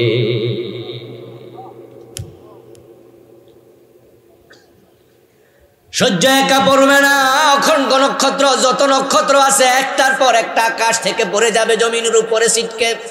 ওয়াইদাল কাওয়াকিবু ইনতাসারাত। এজন্যই আল্লাহ বলেন ফাসাআকা মান ফিস সামাওয়াতি ওয়া মান ফিল আরদ ইল্লা মান শাআল্লাহ। যখন তারকাগুলো পড়বে দ্বিতীয় ফুৎকারের পরে, তখন আকাশ জমিনে যত মাখলুক আছে সব মরে যাবে। বেঁচে থাকার মতো কোনো পরিবেশ আর নাই। আকাশের ফেরেশতারা পর্যন্ত মরে যাবে। ইল্লা মা শাআল্লাহ। তবে আল্লাহ যাদেরকে বাঁচিয়ে রাখতে চান শুধু তারা বেঁচে থাকবে। আয়াতে কারিমার ব্যাখ্যায় পাওয়া যায় শুধুমাত্র 12 জন ফেরেশতা তখন বেঁচে থাকবে। জিবরিল, মিকাইল, ইসরাফিল, মালাকুল মউত আজরাইল এবং আরশ বহনকারী 8 জন। এই 12 জন ফেরেশতা বেঁচে আছে, আর কেউ নাই। দুনিয়াতে কোনো মাখলুক নাই, আসমানেও ফেরেশতা নাই, কেউ নাই। জিন মানুষ সব শেষ, সব ফেরেশতা পর্যন্ত শেষ। এবার আল্লাহ বলবেন, ও মালাকুল মউত, বেঁচে আছে কারা বলো? যদি আল্লাহ ভালো জানেন, আজরাইল রিপোর্ট করবে, আল্লাহ আমরা 12 জন। আল্লাহ বলবে, আরশ বহনকারী ফেরেশতাদের জান কবজ করো। ওই 8 জনকে আল্লাহ বাঁচায় রাখলেন। বাঁচায় রাখা আল্লাহ বললেন, বুঝালেন যে আমার ক্ষমতা আছে, ইল্লা মান শাআল্লাহ, আমি চাইলে বাঁচাতে পারি। ইব্রাহিম আলাইহিস সালামকে আগুনের ভিতরে বাঁচাইছে কে? জোরে বলুন না কে? ওই 12 জন ফেরেশতাকে আগুনের ভিতরে বাঁচায় রাখবে কে? আল্লাহ বুঝাইয়া দে, ও মুমিনেরা, তোমরা কোন জালেমের জুলুম দেখে ভয় পাও না। আমি আল্লাহ চাইলে আগুনের ভিতরেও বাঁচাতে পারি।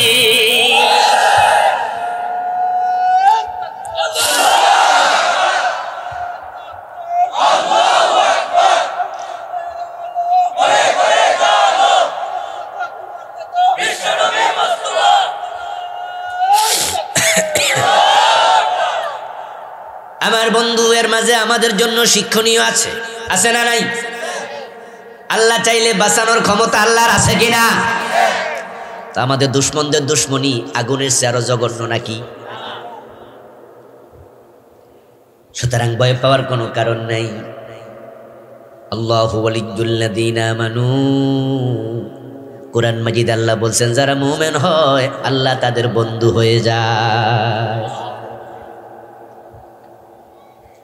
কোরআন মাজিদ আল্লাহ তাআলা বলেছেন, যারা মুমিন, মুমিনদের বিপদের সময় মুমিনদেরকে সাহায্য করার দায়িত্ব আল্লাহ নিজ হাতে তুলে নেন।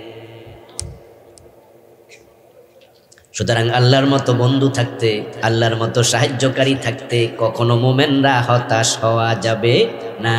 হতাশ হইতে মানা করছে কে? ইয়েস, ওয়ালা তাহিনু ওয়ালা তাহজানু ওয়া আনতুমুল আ'লাউনা ইন কুনতুম মুমিনিন। তোমরা হতাশ হইও না, তোমরা দুশ্চিন্তা করো না, তোমরাই বিজয়ী হবে যদি মুমিন হতে পারো। সুবহানাল্লাহ। ওয়া কানা হাক্কান আলাইনা নাসরুল মুমিনিন। আল্লাহর কেমনে বুঝাইতো?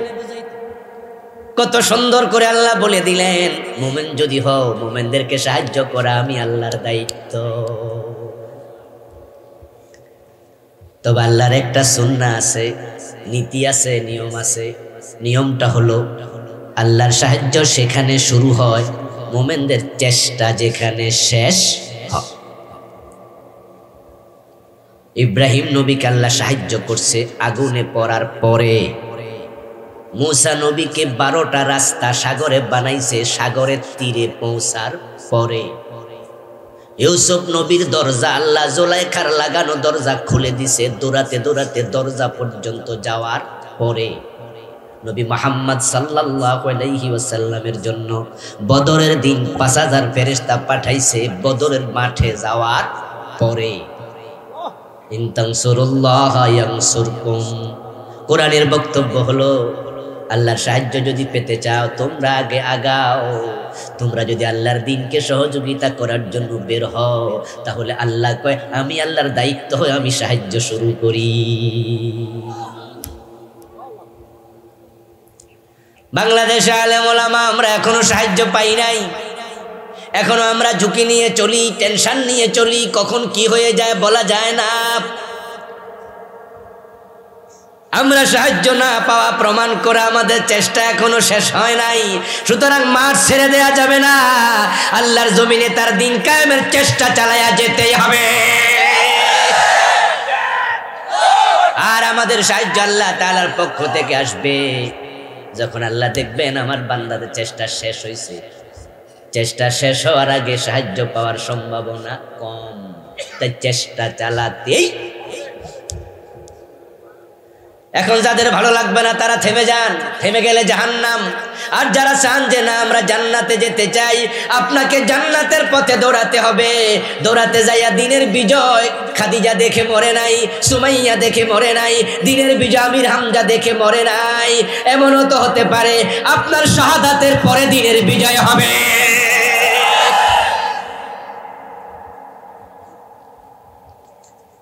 12 জন ফেরেশতার মাঝে 8 জন শেষ, থাকলো আর 4 জন। আল্লাহ তাআলা আবার বলবেন ও মালাকুল মউত বাকি 3 জনের জান কবজ করো। বাকি 3 জনের জান কবজ করা হলো। এবার আল্লাহ প্রশ্ন করবেন কে আছে বেঁচে? আজরাইল বলবে আমি আছি আর কেউ নাই। আল্লাহ তাআলা তখন বলবেন মুতিয়া মালাকুল মউত, ও মৃত্যুর ফেরেশতা তুইও মরে যা। সাথে সাথে আজরাইল ইন্তেকাল করবেন, মরে যাবেন। এখন আকাশ এবং জমিনে আর কেউ নাই, একমাত্র আছেন কে? কুল্লু শাইইন হালিক ইল্লা ওয়াজহাহু ওয়া ইয়াবকা ওয়াজহু রাব্বিকা যুল জালালি ওয়াল ইকরাম। সুবহানাল্লাহ। শুধু তোমার রব আছে, ওয়াবকা ওয়াজহু রাব্বিকা ইজ্জাতু রাব্বিক। তোমার রব, শুধু তোমার রবের সত্তা, তোমার রব বেঁচে আছে আর কেউ নাই। ওয়াল আউয়াল ওয়াল আখির ওয়াল যাহির ওয়াল বাতিন, তিনি অনাদি, তিনি অনন্ত। তিনি ছিলেন, তিনি আছেন, একমাত্র তিনি থাকবেন, কেউ নাই। এভাবে চলে যাবে 40 বছর। পরবর্তী আরেকটা ফুৎকার হবে নাফখাতুল কিয়াম। তাফসীরে জালালাইন পড়ে তা বলেন বাইনান নাফখাতাইনি 40 সানা। পরবর্তী ফুৎকার এবং এই ফুৎকারের মাঝখানে 40 বছর পৃথিবীতে কিছু নাই, কোনো মাখলুক নাই, কোনো আওয়াজ নাই, বাতাস নাই, আওয়াজ করার মতো কেউ নাই, কোনো মাখলুক নাই, শুধু আল্লাহ আছেন, শুধু আল্লাহ। এক সময় তিনি ছিলেন, কিয়ামতের সময়ও তিনি থাকবেন। পরে আবার নতুন করে তিনি মাখলুক বানাবেন। তিনি হযরত ইসরাফিল আলাইহিস সালামকে প্রথম আবার বানাবেন, বানায়া সিংহাটা আবার বানায়া তার মুখে দেবেন। বলবেন ইসরাফিল এবার সিংহায় আর একটা ফুৎকার করো। আওয়াজ দিয়া পড়েন সুবহানাল্লাহ। সুম্মা নুফিখা ফীহি উখরা ফাইযা হুম কিয়ামুন ইয়ানজুরুন। আল্লাহ বলেন ইসরাফিল এবার সিংহায় ফু দেবে।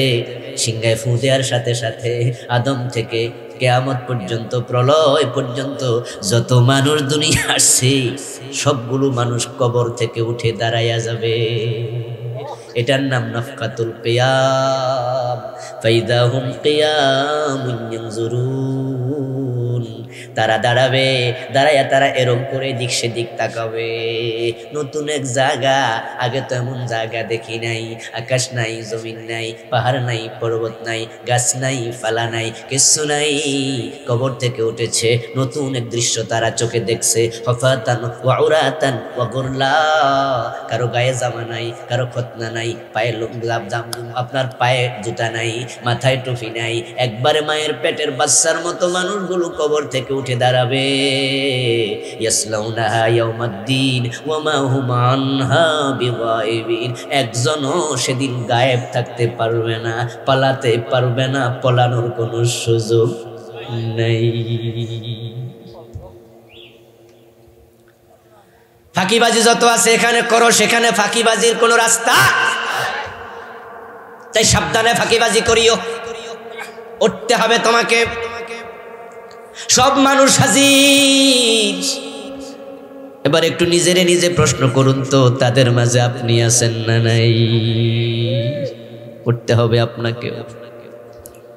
কবর থেকে মানুষগুলো যখন উঠে দাঁড়াবে, ওয়াইদাল কুবুরু বুসিরাত আলিমাত নাফসুম মা কদ্দামাত ওয়া আখারাত। কবর ফেটে যাবে, কবর থেকে তোমাকে দাঁড় করানো হবে, সেখান থেকে তোমাকে তোলা হবে। মিনহা খালাকনাকুম ওয়া ফিহা নুঈদুকুম ওয়া মিনহা নুখরিজুকুম তারাতান উখরা। এই জমিন থেকে তোমাকে বানানো হয়েছে, জমিনে আবার তোমাকে গেঁথে দেয়া হয়েছে, তারপর জমিন থেকে তোমাকে আবার তোলা হবে। মানুষগুলো উঠবে, 3 ভাগে বিভক্ত হবে। قال النبي صلى الله عليه وسلم يحشر الناس يوم القيامة 3 أصناف صنفا مشاة وصنفا ركبانا وصنفا على وجوههم। মানুষগুলো 3 দলে বিভক্ত হবে। মানুষগুলো একদল কবর থেকে উঠে দাঁড়াবে, দাঁড়ানোর সাথে সাথে অদৃশ্য একটি শক্তি তাকে ধাক্কা মারবে, ফোর্স করবে, সামনে যা সামনে যা। তখন হেঁটে হেঁটে উলঙ্গ তারা হাসরের ময়দানের দিকে যাবে। আল্লাহ হাসরের ময়দানটা তামা দিয়া বানায়া রেডি করে রাখছে। তারা সবগুলো মানুষ চারিদিক থেকে আপনারা যারা মক্কায় গেছেন, মক্কায় যখন আজান হয় তখন মক্কা ঘরের চারিদিক থেকে মানুষ ঢোকে না, চারিদিক থেকে আসে। মদিনায় যখন আজান হয় দেখবেন যে চারিদিক থেকে মানুষ আসতেছে। নির্ধারিত একটা জায়গা মক্কা, 1 রাকাত নামাজের মূল্য 1 লাখ রাকাত। সুবহানাল্লাহ। মদিনায় 1 রাকাত 1000 রাকাত। 50,000-এর রওয়ায়াত আছে, সেটা দুর্বল। 1000-এরটা সহিহ। মক্কারটা 1 লক্ষ। তাই সবাই সওয়াবের জন্য দৌড়াচ্ছে, চারিদিক থেকে মানুষ আসতেছে। ঠিক যখন ইসরাফিল সিংহায় ফু দেবে, কিছু মানুষ পৃথিবীর চারিদিক থেকে অদৃশ্য শক্তির ফোর্সের কারণে হেঁটে হেঁটে তারা হাসরের ময়দানের দিকে যেতে থাকবে। ওরা হলো পদাতিক বাহিনী। ওয়াসিনফান রুকবানা, একদল বড় সৌভাগ্যবান মানুষ যারা কবর থেকে উঠবে, উঠে দেখবে কবরের পাড়ে জান্নাতের গাড়ি দাঁড়ায় আছে। আল্লাহ ফেরেশতা পাঠাইয়া দিছে, তারা জান্নাতের একটা বাহন নিয়ে কবরের পাশে এসে দাঁড়াইছে। কবর থেকে উঠবে, তার গায়ের মাঝে ফুলের পাপড়ি ছিটাইয়া দেবে, গলার মাঝে জান্নাতি ফুলের মালা দেবে, আহলান সাহলান মারহাবা ইস্তেকবাল জানাবে, শুভেচ্ছার স্বাগতম তাকে বলবে, অতি আদর করে যত্ন করে জান্নাতের গাড়িতে উঠাবে। ওই গাড়িটা চলতে চলতে আরশে আজিমের নিচে গিয়ে থামবে।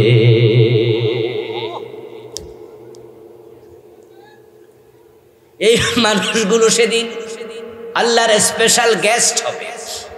আল্লাহ নিজে হবেন হোস্ট। সেদিন আল্লাহ নিজে মেহমানদারি করাবেন, তাদের ইজ্জত দেবেন, সম্মান করবেন।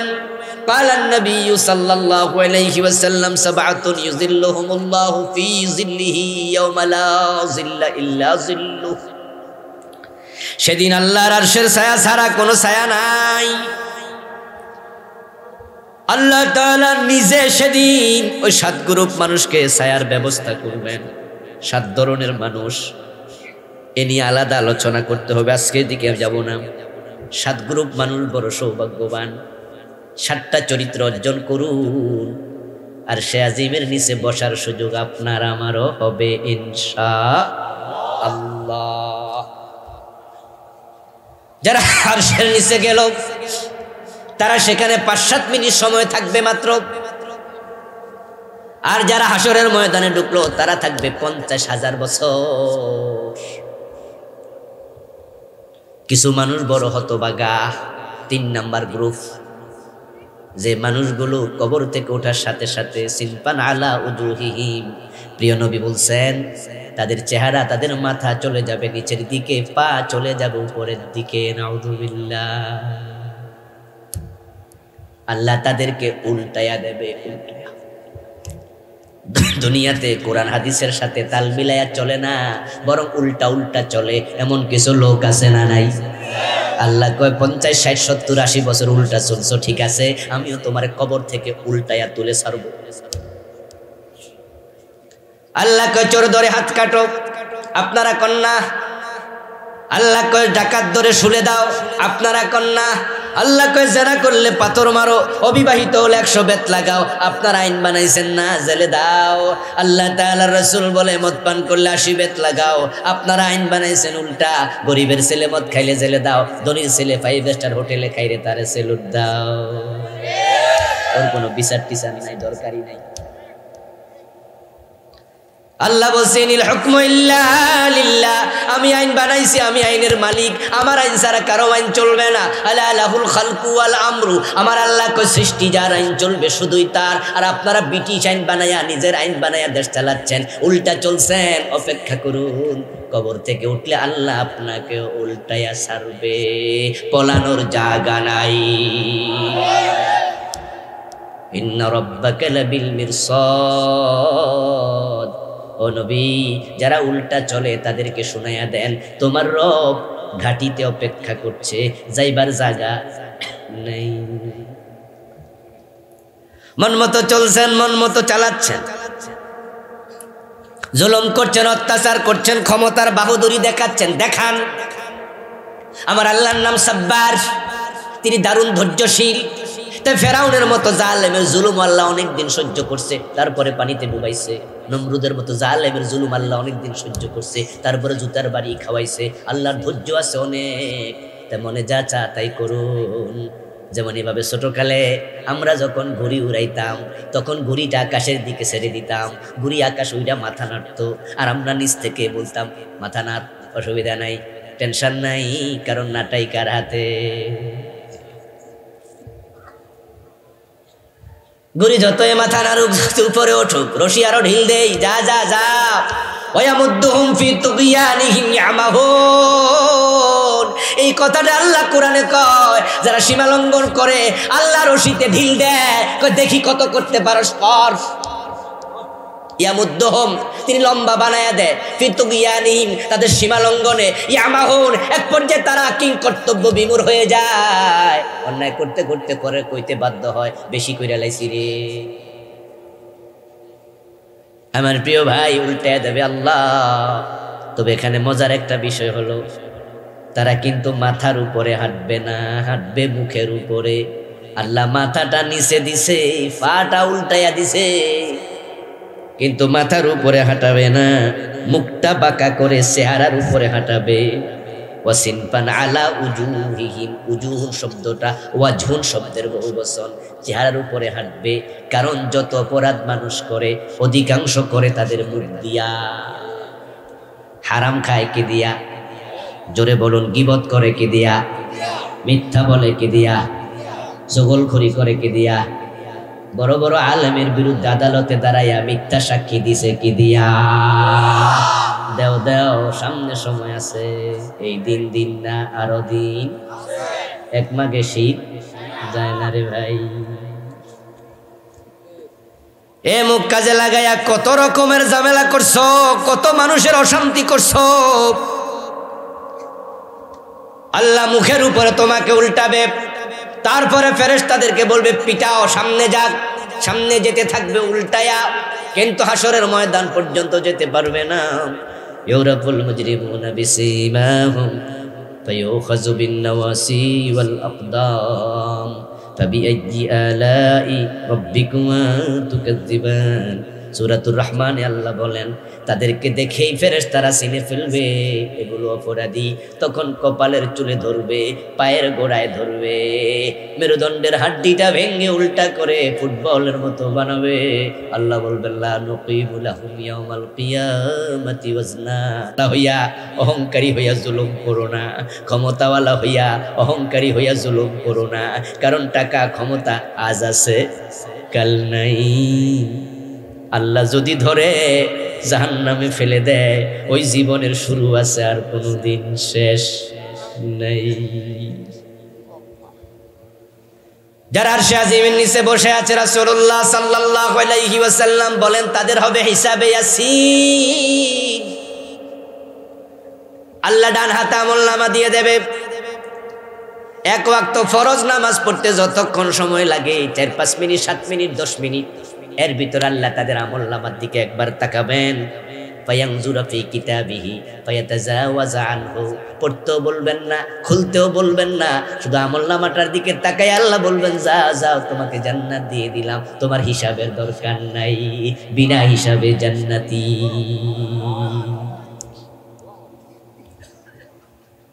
ওরা সৌভাগ্যবান মুমিন তারা চলে যাবে জান্নাতে সামান্য সময়ের ভিতরে এখন থেকে গেল আরেক দল যারা বেঈমান না আবার আরশে আজিমের নিচে জায়গাও পায় না আমলনামায় গুনাহও আছে সওয়াবও আছে এখন নিজেরে প্রশ্ন করুন তো আপনি কোন দলে আরশে আজিমের নিচে যদি জায়গা পান তাহলে তো একবারে আপনি গোল্ডেন এ প্লাস এখন গোল্ডেন এ প্লাস পাওয়ার জন্য ছাত্ররা যেমন পরিশ্রম করে আখেরাতে গোল্ডেন এ প্লাস পাওয়ার জন্য আমাদেরও আল্লাহর পথে পরিশ্রম করা দরকার আছে না নাই সেটা করতে হবে আর যারা উল্টা চলে আমরা তাদের দলে থাকবো না না হয়তো আল্লাহ উল্টায়া দেবে বিনা হিসাবে দোজক উপায় নাই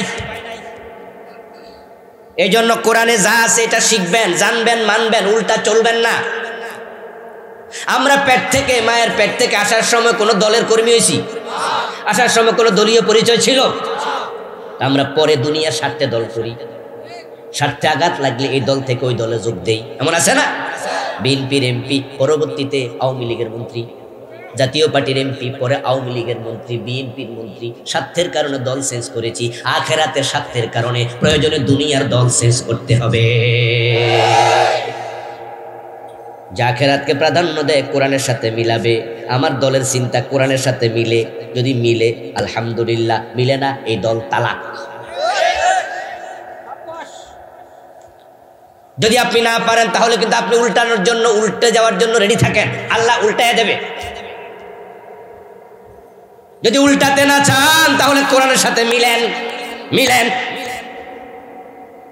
এক বেটা বউ নিয়ে শ্বশুর বাড়ি থেকে আসতেছে সাঁকো পার হওয়া লাগে নিচে আছে একবারে স্রোতস্বিনী নদী সাঁকো মানি তো বুঝার কথা না বাঁশের হাক্কা নাকি বাঁশের ফুল বাঁশের ফল নদী এলাকার মানুষ আপনারা বেশি চিনবেন একটা বাঁশ দিয়া দুটা বাঁশ দিয়া তারপরে এভাবে দিয়া না এর উপরে মানুষ পারাপার হয় নিচে স্রোতস্বিনী নদী বউটা পা পিছলে পড়ে গেছে যে বাচ্চা বউ পা পিছলে পড়ে গেছে স্বামী সামনে সামনে হাঁটতেছে বউ পিছনে পিছনে আইতেছে স্বামী নদীর ওই পারে যাইয়া তারপরে পিছনে ফিরে দেখে বউ নাই স্বামী কই গেলা কেউ একজন চিৎকার দিয়া কয় আরে বউ তো ভইরা গেছে মিয়া তুমি তো তাকাও নাই এখন বেটা এবার নদীর স্রোত যেদিকে ওই দিকে বউ খুঁজতে যায় না উল্টার দিকে দৌড় মারছে তখন ওই লোক কয় আরে বউ খোঁজেন হ্যাঁ ওই দিকে যান কেন আমার বউ আজীবন উল্টাই চলছে এই জন্য এখন ওই দিকে যাওয়ার সম্ভাবনাই বেশি এই জন্য আমি বউ খুঁজতেছি উল্টা জায়গায় আমার বন্ধু যার আমল যেমন তার হাসর হবে ঠিক ওয়ালা ইউজলামুনা ফাতিলা যত সামান্য পরিমাণ জুলুম তোমাদের উপর করা হবে না তুমি যা করছো তোমাকে তাই দেয়া হবে ওয়াকুল্লা শাইইন আহসাইনাহু কিতাবা তুমি যত কথা বলছো আমি সব কথা লিখেছি যত কাজ করেছো সব কাজ আমি লিখেছি তো দুনিয়ায় তুমি যে মিছিল করছো মিটিং করছো ওই মিছিলে যাইয়া নারে তাকবীর আল্লাহু আকবার কয়বার কইছো এটাও আমি লিখছি এমন দল করছো যে দলে তাকবীর দেয়াই যায় না এমন দল করছেন যে দলের মিটিং এ নারে তাকবীর বলার সিস্টেমই নাই আল্লাহু আকবার কওয়ার সিস্টেমই নাই হম্মাম কাদের চৌধুরী সালাউদ্দিন কাদের চৌধুরী ছেলে সিটাঙ্গে এক মিটিং এ নারে তাকবীর কইছে পরে দেখিয়ে নিয়ে দৌড়াদৌড়ি শুরু সাংবাদিকরা কয় বিতর্কিত স্লোগান দিছে নাউযুবিল্লাহ আল্লাহু আকবার কোন দলের স্লোগান না এটা সকল মুসলমানের স্লোগান ঠিক না জন্মের পরে কানে আওয়াজ কি আল্লাহু আকবার আজান আবার যখন তুমি মরে যাইবা তোমার জানাজার নামাজ সামনে দাঁড় করায় আলাস সেখানেও বলা হবে আল্লাহু আকবার তুমি দুনিয়াতে আসতে আল্লাহু আকবার বিদায় আল্লাহু আকবার, সেই তুমি কিনা দলের মোহে অন্ধ হইয়া কয়টা বিতর্কিত স্লোগান। তারপরে এক নেতার কাছে সাংবাদিক গেল, এক মেয়ে সাংবাদিক যে বলতেছে যে হুম্মাম কাদের তো নারে তাকবীর আল্লাহু আকবার কইছে, কইটা তার ব্যাপার, এটা আমরা দলের ব্যাপার না। আস্তাগফিরুল্লাহ, যেই দল করলে নারে তাকবীর বলা যায় না, ওই দল করলে আল্লাহ তোরে উল্টায়া ছাড়বে, তোর উপায় নাই। উল্টা হওয়ার জন্য রেডি থাকো। এখন যারা হাসরের মাঠে ঢুকলো তারা ঢুকে দেখবে হাসরের মাঠ আমার তৈরি, সূর্য মাথার উপরে, এক বিগত দূরে কোন কোন হাদিসে পাওয়া যায় মিকদারে মিল, সুরমাদানির শলাকার দূরত্বে সূর্য। তারপরে সেখানে 50,000 বছর গায়ের গাম বের হতে হতে মানুষগুলো গামের মাঝে ডুবে থাকবে। সূর্যের তাপের কারণে গামগুলো গরম পানির মতো উতরাতে থাকবে। এ লম্বা সময় থাকবেন কেমনে? মানুষের বানানো কথা নয়। তারুজুল মালাইকাতু ওয়ার রূহু ইলাইহি ফি ইয়াউমিন কানা মিকদারুহু 50,000 সানা। আবে সাহেব পাশে আছে, সুবিধা। তারুজুল মালাইকাতু ওয়ার রূহু ইলাইহি ফি ইয়াউম কানা মিকদারুহু 50,000 সানা। আল্লাহ কই কিয়ামতের দিবস সেটার লম্বা হবে 50,000 বছর। এই 50,000 বছর আবার দুনিয়ার হিসাবে নয়। ইন্না ইয়াওমান ইনদা রাব্বিকা কাআলফি সানাতিন মিম্মা তাউদ্দুন। আরে কায়েত আল্লাহ তাআলা বলেন তোমাদের 1000 বছর আল্লাহর কাছে একদিন। তাহলে আল্লাহর 50,000 বছর আমাদের কতদিন? এই ঘামের মাঝে উতরানো ঘামের মাঝে থাকবেন কেমনে? তাই হাসরের ময়দানে আল্লাহ আমাদের ঢুকায়া কষ্ট দিও না, আর সে আজিমের নিচে থাকার জায়গা করে দিও। চিৎকার দিয়া বলেন আল্লাহুম্মা আমিন। মানুষগুলো বড় কষ্টে থাকবে, তারপরে একজন আর একজনের কাছে যাবে। মাযান্নাসু বা'দুহুম ইলা বা'দিন, হলে ডলে পড়বে, কষ্ট পাবে, একজন আর একজনের ধাক্কা খাবে। তারা আদম নবীর কাছে যাবে, সুপারিশ করুন, আল্লাহকে বলুন, হিসাব শুরু করতে বলবে না। ঈসা নবীর কাছে, মুসা নবীর কাছে, ইব্রাহিমের কাছে যাবে। শেষ পর্যন্ত নবী মুহাম্মদ বলেন আমার কাছে আসবে, আমি বলবো আল্লাহ হিসাব শুরু করে দিন। আল্লাহ তাআলা হিসাব শুরু করবেন। বাম হাতে আমলনামা, ডান হাতে আমলনামা, সেখানেও কিছু লোক পাবে। আল্লাহ শাস্তি দিয়া যাকে ছেড়ে দিতে চাইবেন তার হাতে ডান হাতে আমলনামা দিয়ে বলবেন যা অপরাধ কিছু ছিল শাস্তি দিয়া ছেড়ে দিছি, জান্নাতে ঢুকে যা। আর যাদের অপরাধ বেশি তাদেরকে আল্লাহর সামনে হাজির হওয়া লাগবে। পুরা জীবনের যত আমল সব হিসাব দিতেই হবে। লা তাযুলু কদবাবনা আদম হাত্তা ইউসআলা আন খামসিন, আন উমরিহি ফীমা আফনাহু, ওয়ান শাবাবিহি ফীমা আবলাহু, ওয়ান মালিহি মিন আইনা ইকতাসাবাহু, ওয়া ফীমা আনফাকাহু, ওয়া মা আমিলা বিমা আলিমা। 5টি প্রশ্নের জবাব সবাইকে দিতে হবে। পুরা জীবন কোথায় কাটাইছো বলো? যৌবনকাল কোথায় কাটাইছো? কোন আড্ডায়, তাসের আড্ডায়, মদের আড্ডায়, জুয়ার আড্ডায় কাটাইছো, নাকি আল্লাহর মসজিদে ভালো মানুষের সাথে কাটাইছো? যৌবনকালের হিসাব আলাদাভাবে দিতেই হবে। ও যুবক ভাইয়েরা, যারা আখিরাতে তোমরা জীবনের হিসাব দিতে চাও সহজে, যৌবনটা আসল জায়গা। কারণ যৌবনের আগে যেটা থাকে এটা বাল্যকাল, এটার হিসাব নাই। যৌবনের পরে আসে বৃদ্ধকাল, ও বৃদ্ধকালে গুনাহ হয় কম। কারণ মানুষ বুড়া হলে মানুষের চোখের জেনা কমে যায়, মুখের জেনা কমে যায়, মিথ্যা বলা কমে যায়, দাফাকিবাজি কমে যায়। কারণ বুড়া হওয়ার পরে সে অবসরে যায়, সন্তানরা পরিবারের দায়িত্ব নেয়। তাই দেখা যায় 60 বছরের পরে সরকারি চাকরিটাও আর থাকে না। 60 বছরের পরে মানুষ চুরি করে না, ডাকাতি করে না, খুব কম। কারণ চুরি করে দৌড়ানো লাগবে। 60 বছরের পরে দৌড়ানোর তো হাঁটুতে বল নাই, দৌড়াবে কেমনে? 60-70 বছর বয়সে চোখের পাওয়ার কমে যায়, তাই সে নাটক আর সিনেমা টেলিভিশনে দেখতে পারে না, চোখের পাওয়ারে কুলায় না। 60 বছরের পরে যৌবনে ভাটা পড়ে যায়, তাই যুবতী মেয়ে দেখলে আর শীষ দেয় না। কোনো 60 বছর 70 বছরের বুড়া মানুষ কোনো যুবতীকে প্রেম নিবেদন করে না। যত অপরাধ মানুষ করে সব যৌবনকালে করে। তাই তোমাদের যাদের যৌবন সুন্দর, তুমি আর সে আজিমের নিচে জায়গা পাবে। ওয়াশাবুন নাশা ফি ইবাদাতিল্লাহ। তাই যুবক যৌবনকালে দাড়ি রেখে দাও, যৌবনকালে ট্রাক্টর উপর কাপড় তুলে ফেলো, যৌবনকালে ফজরের নামাজ জামাতে পড়তে শিখো, যৌবনকালে 30 রোজা রাখতে শিখো, যদি যৌবনকালে হজ ফরজ হয় হজ করতে শিখো, যৌবনকালে পরনারীর প্রতি আসক্ত হইও না, নিজের মোবাইলটাকে কন্ট্রোল করো, যৌবনকালে তাসের আড্ডায় যাইও না, সুযোগ পাইলে কোরআনের পাতায় চোখ বুলাতে থাকো।